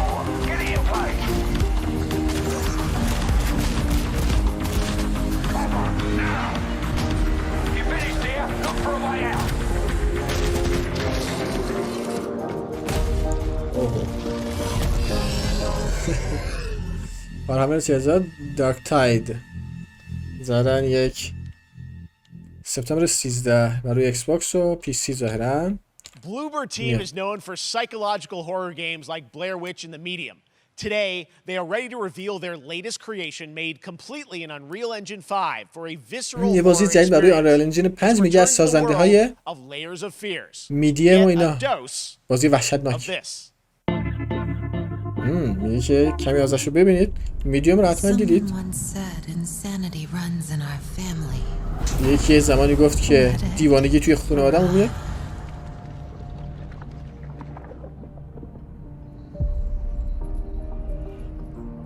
بذارید میگه جریان داشته باشه ببینیم چی هست. بازی وحشتناکه. میدیم رو اگه دیده باشید شاید شبیه اون باشه. گیم پلیش رو گذاشتیم میدیم در کانال.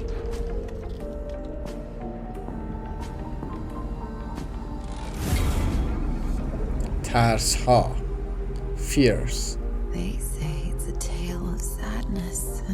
میگه اونا میگن که دنباله ناراحتی و گناهه از یه آرتیستی که گیر کرده در یه مکانی دور از رستگاری. این داستان ترس منه. اوه و سخت‌ترین تنهایی. الان میبینم این همه درد، هیچ راه دیگه ای نیست. برای یک تجربه جدید آماده بشید. راه دیگه وجود نداره. آنریل انجین 5 هم ساخته شده. میگه گرافیک رو ببینید قشنگه.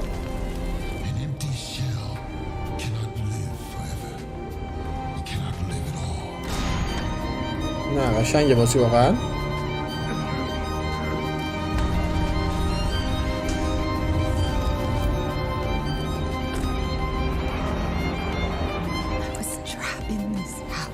من توی خونه گیر کرده بودم.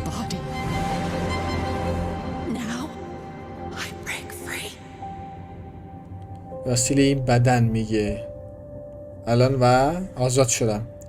اوایل سال 2023 برای کنسول ها و کامپیوتر. This October, Gotham Knights arrives. Gotham Knights Batman is dead, and it's up to the Batman family, Batgirl, Nightwing, Red Hood, and Robin to protect Gotham. To give us an exclusive new look, let's head to Montreal to hear from executive producer Fleur Marty. بریم به مونترال و از تولید کننده اجرایی بازی بشنویم در مورد بازی. Warm welcome from WB Games Montreal. خب I'm Fleur Marty. اینه I'm the executive producer on Gotham Knights. مدیر اجرایی Gotham Knights. We are thrilled to share more with you on one of our beloved knights, Nightwing. چیزای بیشتری در مورد بازی بهتون نشون بدیم. نایتوینگ شخصیت بازی 25 اکتبر میگه میاد. و ببینیم که چی نشون میده از شخصیت جدید. گیم پلی جدید بود بشه. خیلی بازی قشنگه، شبیه بتمنه. من خیلی خوشم میاد از این جور بازی.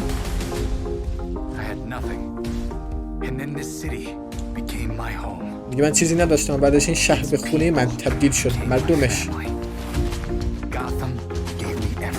گاتام همه چیز به هم داد. لیاقت داره که امن باشه این شهر. در راجع به این شخصیت نشون میده بهمون.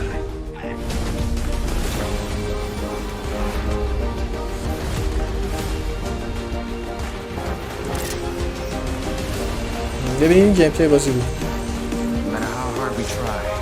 مهم نیست چقدر سخت تلاش کنیم، همیشه کارهای بیشتری هست. الان بستگی به من داره.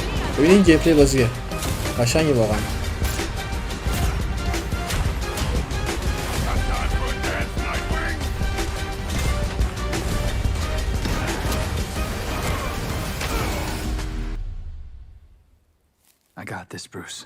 من از پسش برمیام. بروس همون بتمنه. بله گاتام نایتس اکتبر 25 ایول. That was Gotham Knights, and now we welcome look who it is. Neil Druckmann from Naughty Dog, co-president of Naughty Dog. Great to have you with us, Neil. It's been a eventful day on the internet for Naughty Dog. ببینیم شاید راجع به ریمیک Last of Us باشه. We were joking about last night, like watch the assets will leak, and lo and behold, that's what happened. Well, the good news is there's some stuff that hasn't leaked that we have lots to share with people about all things at Naughty Dog. But first of all, it's a big month actually for Last of Us fans because Last of Us 1 and 2 both launched in June, and it's nearing its 2-year anniversary for Last of Us Part 2, which is hard to believe. Yeah, it's crazy. 9 years for Last of Us 1, 2 years for Last of Us Part 2, and we still hear from fans. They're still sending us letters and art, and these این همه گذشته هنوز با همون تماس میگیرن طرفدارا. نامه می‌نویسن. It's just been kind of amazing. Like Last of Us Part 2 early this year passed a pretty big milestone. It sold over 10 million units. And that kind of support, that kind of success, 10 میلیون فروش we're داشت so پارت grateful توش. to our fans. It has allowed us to grow as a studio, and now we can take on multiple projects more than we've ever had at the same time. میگه الان بر روی پروژه‌های خیلی زیادی همزمان داریم کار می‌کنیم. جالبه میگه پس. میگه چی می‌تونیم انتظار داشته باشن طرفدارا در آینده؟ One of the things we've mentioned a while back یه is what چیزی started که out as a multiplayer mode. بخش مولتی پلیئر آنلاینش میگه.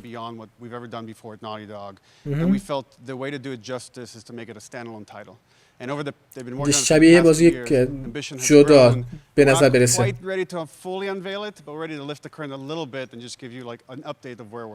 یه آپدیت میگه بهتون بدیم از جایی که هستیم. خب یه بازی مولتی پلیئر جدا هست از بازی اصلی. But what I can tell you is that this game is big. یه چیزی که میتونم بهتون بگم اینه که این بازی واقعا بزرگه. It's got a story. The way we're telling that story is very unique. داستان داره. روشی که داستانشو میگیم خیلی منحصر به فرد و متفاوته. Another part of the United States. یه قسمت دیگه از آمریکا هست. I'm sure our fans have already figured it out. یه فکر کنم طرفدار از همین الان فهمیدن، فکر کنم این گلدن گیت سان فرانسیسکو بود. Anthony Newman and Joe Padnatti, all veterans of Uncharted and Last of Us. And you're going to see a lot more of this game. میگه شخصیت‌های آنچارتد و لاست آف اس اونجا هستن. برای انتخاب دارن داخل بازی. سال آینده. This has evolved and I mean that concept art looks incredible. I can't wait to see. این کانسپت آرت هم خیلی قشنگه. It's something special.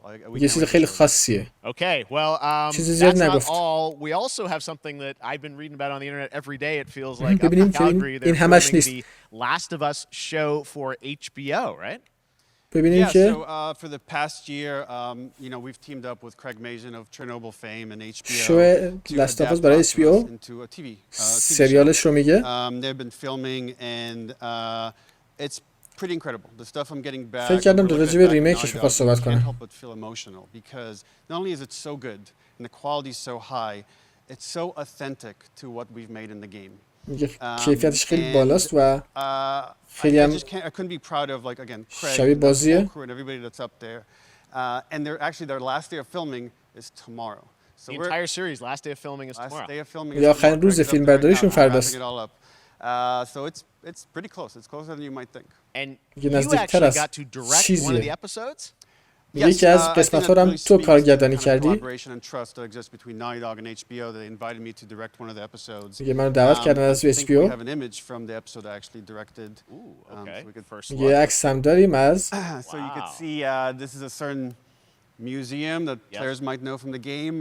میگه یکی از موزه ها هست که بازی بازی بیاد دارن. Not only directing them but seeing them do all the other episodes, they've thrown themselves at these roles for a whole year. Watching the nuance that they bring to these characters, their relationship on and off camera, I couldn't help but think about. اینکه خیلی وقتی این بازیگرا مخصوص مشغول این فیلم هستن، رابطه‌ای که برقرار کردن با هم جلوی دوربین هم پشت دوربین، خیلی منحصر به فرده. خیلی چیز خاصی قرار بشه. Well, I mean that first image that they put out. اتخاذ بازی کاملا شبیه بازی میگه. بوده سریال. Super legitimate, you said, and that's awesome to see Joel and Ellie from the front side now for the first time. So we'll see more of that. Joel and Ellie از زاویه میگه جلو برای اولین بار. Okay. All right. Well, Last of Us HBO, very exciting. And I hear you actually have a couple actors from the show who are going to join us here. We happen to have a couple actors here that are part of the show. We should bring them up. Okay, come on up. خب میگه چند تا بازیگر از فیلم هستن اینجا که بهمون ملحق میشن. Oh, what's up, guys? Oh, hello. Surprise. Troy's back again. Hello. Troy دوباره برگشته. Hey, good to see you. I'm a little confused though. I thought maybe Pedro Bella, but Troy Ashley out here from the game, right? So when Craig and I started working on the show, almost one of our very first meetings, we said Troy and Ashley have to be a part of it. And we're such fans ما گفتیم تروی اشلی باید قسمتی اشلی قسمتی از این سریال باشن. It was so important that they become part of the show, and it has to be more than just like kind of like a wink to the camera and like a cameo. Okay. These are real roles that we're keeping under wraps for now. But man, I'm bummed that I couldn't be there with you guys when you filmed your stuff. There's been so much stuff خوشحالم که با شما بودم. On the internet there's so much like talk about what's being filmed, and I think that's you guys have kept a complete secret that you were up there and you filmed your roles by now, obviously. Keeping secrets with this franchise is kind of old hat. Like we've had except for today. Except for the date. میگه که کلاً راز نگهدار بودیم توی این فرانچایز. همش رمز و راز بوده. I have to say when I walked out on set, بجز امروز. To be met with literally every person that I met on that crew is such a fan of this game, and they all knew what it was that they were working on and committed to تعریف میکنه که میگه همه اونایی که توی فیلم بازی کردن طرفدار بازی هستن و خیلی خوشحالم. انگار برمیگردی خونه میگه. توجه به جزئیات. گروه خیلی شگفت انگیز بودن. They're so perfect, and we've been trying to sort of describe that feeling of sort of seeing them in person. It's like it's like the characters coming to life, but که انگار شخصیت‌ها it's so زنده much more میشن. than that. I feel like I can't fully explain خیلی it, but I بیشتر از am اینه، میگم نمیتونم so توضیحش بدم. excited to be a part of خیلی it, هیجان زده هستم که and قسمتی از اونم. just I can't wait to see it. من I think it نمیتونم is gonna منتظر be بشم از این بیشتر که ببینمش. so good. خیلی خوب شده. I love the story. I love داستانش خوشم میاد. I'm so excited. و خوشم میاد که The قسمت fact that you guys are going to be in it and منم خیلی خوشحالم که شما قسمتی از اون هستید. Bob and Weaving and you know are these characters we know from the game that they're playing new characters? Can you tell us anything? که این شخصیت از بازی هستن، شخصیت جدیدی هم داریم. I can tell you. So sneaky. All right. میگه Well, که we're فقط so همین excited. میتونم بگم بله. Hey. All right. Well, let's talk about what was on Twitter earlier today. Lots of talk about the idea, or really what's happening is it looks like you guys are remaking the original game. And it's like a ground-up remake. Is that right? That's right. We wanted to give people the definitive version of the first game that wasn't encumbered by any technology. Wanted to find a way to get even closer to our original vision, and we're able to do it on the PS5 and PC. And instead of talking about it, let's look at it. All right, let's take a look. میگه که نسخه دیفینیتیو ادیشنی که برای پلی استیشن 5 و پی سی در دسترس هست، میگه بیاید نگاهی بهش بندازیم. احتمالاً ریمیک باشه. ببینیم. So why'd you leave Boston? پس تایید شد برای پی سی هم هست. ایول. ریمیکش احتمالاً این پلی استیشن 5 و پی سی. اوه. یادش بخیر. 2 ماه 9 2 سپتامبر. So is that everything you hoped for? Can't be any worse out there. خب ریمیک که نمیتونه باشه، ریمستر فکر کنم. چون هم بازی قبلی دقیقاً. ولی ریمستر شده برای پی سی و پلی‌استیشن 5. I can take care of myself. How many close calls have we had? I get in trouble down there. آره خیلی قشنگتر شده ولی ریمیک نیست. نسخه دیفینیتیو ادیشنشونه به قول خودشون. Hope you know how to use that thing. I've had some practice. The Last of Us Part 1 9 سپتامبر. Truly one of my favorite games of the past decade. Guys, what's your reaction to that? یعنی مهر. Yeah, we hadn't seen that yet. Yeah, you're watching it in real time. Yeah. میگه هنوز خودمونم ندیده بودیمش. You did these performances you did a decade ago. Yeah. You didn't go back in. I mean, you used the original performances. یه دهه پیش بود. We came up with a process where we could take the original که این بازی رو ضبط کردیم. animation that we did for the faces and kind of like retarget it on these new rigs that have a lot more fidelity. And then the animators went back and We're seeing studied. side by sides here, just how much it has changed. You went and you redid the models and rebuilt everything? Everything was rebuilt from the ground up. Same art director, re-art directed the whole دیگه thing. از اول ساختیم پس ریمیکه. But the great thing about these faces is that they're closer to the original performance. All the animators went and studied those videos. ولی خیلی نزدیکه به نسخه اصلی. Than we could have achieved before. And that's just like one of the things. مخصوصا اون چهره و حرکات چهره اینا دیگه از اول کامل ساخته شده. Just the fidelity of everything, 60 frames per second, all the stuff you're getting on the PS5. Again, we wanted to give. یه 60 فریم بودنش و تصویرش و اینا. All new players for PS5 and PC. برای پلی استیشن و پی سی. The definitive version of The Last of Us. که این نسخه دیفینیتیو ادیشنشه. I mean, when was the last time you guys played the game? یا آخرین بار که بازی کردید کی بود؟ I actually played it again just to refresh my memory before خواستم که خاطراتم زنده بشه. I was just a glutton for punishment, and I went straight from playing part 1 straight into part 2. And so the last time that I played literally would have been 2 years ago, since we're celebrating the anniversary of part 2 coming out. So I mean, it looks like I'm definitely going to be up for another playthrough with this. میگه که 2 سال قبل بود که بازی کردم. You guys did such an amazing job on that original game. کارتون خیلی خوب بود. It's really when you play it, when you see it in motion, it's really night and day from what it used to be. وقتی که بازی کنید مثل شب و روز فرق داره با بازی اصلی. تفاوتش رو میگه شب و روز. یه سیستم انیمیشن، سیستم هوش مصنوعی. یکی از لاست آف اس 2 گرفتیم و برای اینم پیاده کردیم.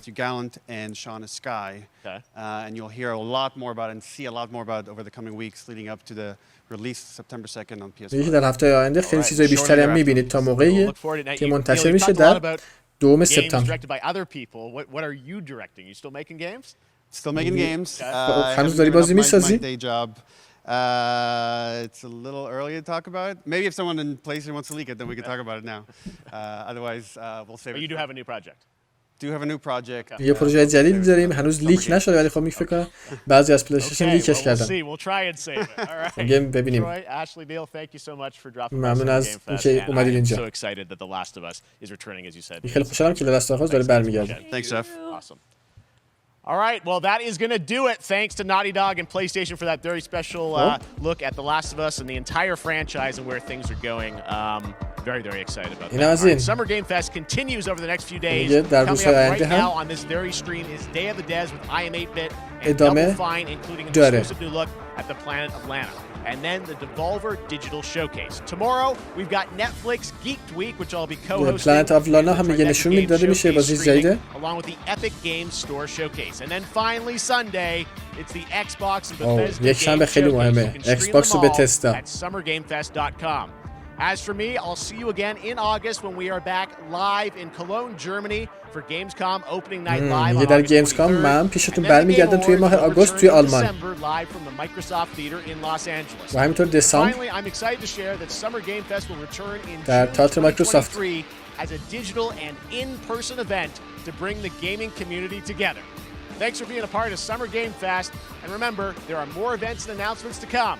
We'll see you soon. و بعدش هم سامر گیم فست سال 2023 که میگه تا موقع تا ویدیوی بعدی اونجا میبینمتون. خب دوستان این هم از سامر گیم فست امسال. بازی‌های زیادی دیدیم، خیلی زیاد، که آخرش خواستم با لاست آف اس تموم کنم که خیلی هم جالب بود به نظرم. مشخص شد که یه بازی مولتی پلییر لاست آف اس داریم که شبیه لاست آف اس 2 هست ولی خب با محیط کاملا جدید و شخصیت‌های جدید، هم از لاست آف اس هم از آنچارتد و اینا. و همینطور ریمیک لاست آف اس که دیدیم، از ریمیک نسخه اولش برای پلی‌استیشن 5 و پی سی. و این هم از این دیگه، تا یک شنبه که من هم باز اونجا میبینمتون دوباره و در مراسم ایکس باکس و بتستا که احتمالاً از استارفیلد هم اونجا ببینیم. امیدوارم که خوشتون اومده باشه. نظر خودتون حتما در قسمت کامنت ها بنویسید. لایک و سابسکرایب یادتون نره. تا یک ویدیو دیگه از کانال مستر داد گیم تیوی شما رو به خدا بزرگ میسپارم. خدا نگهدار.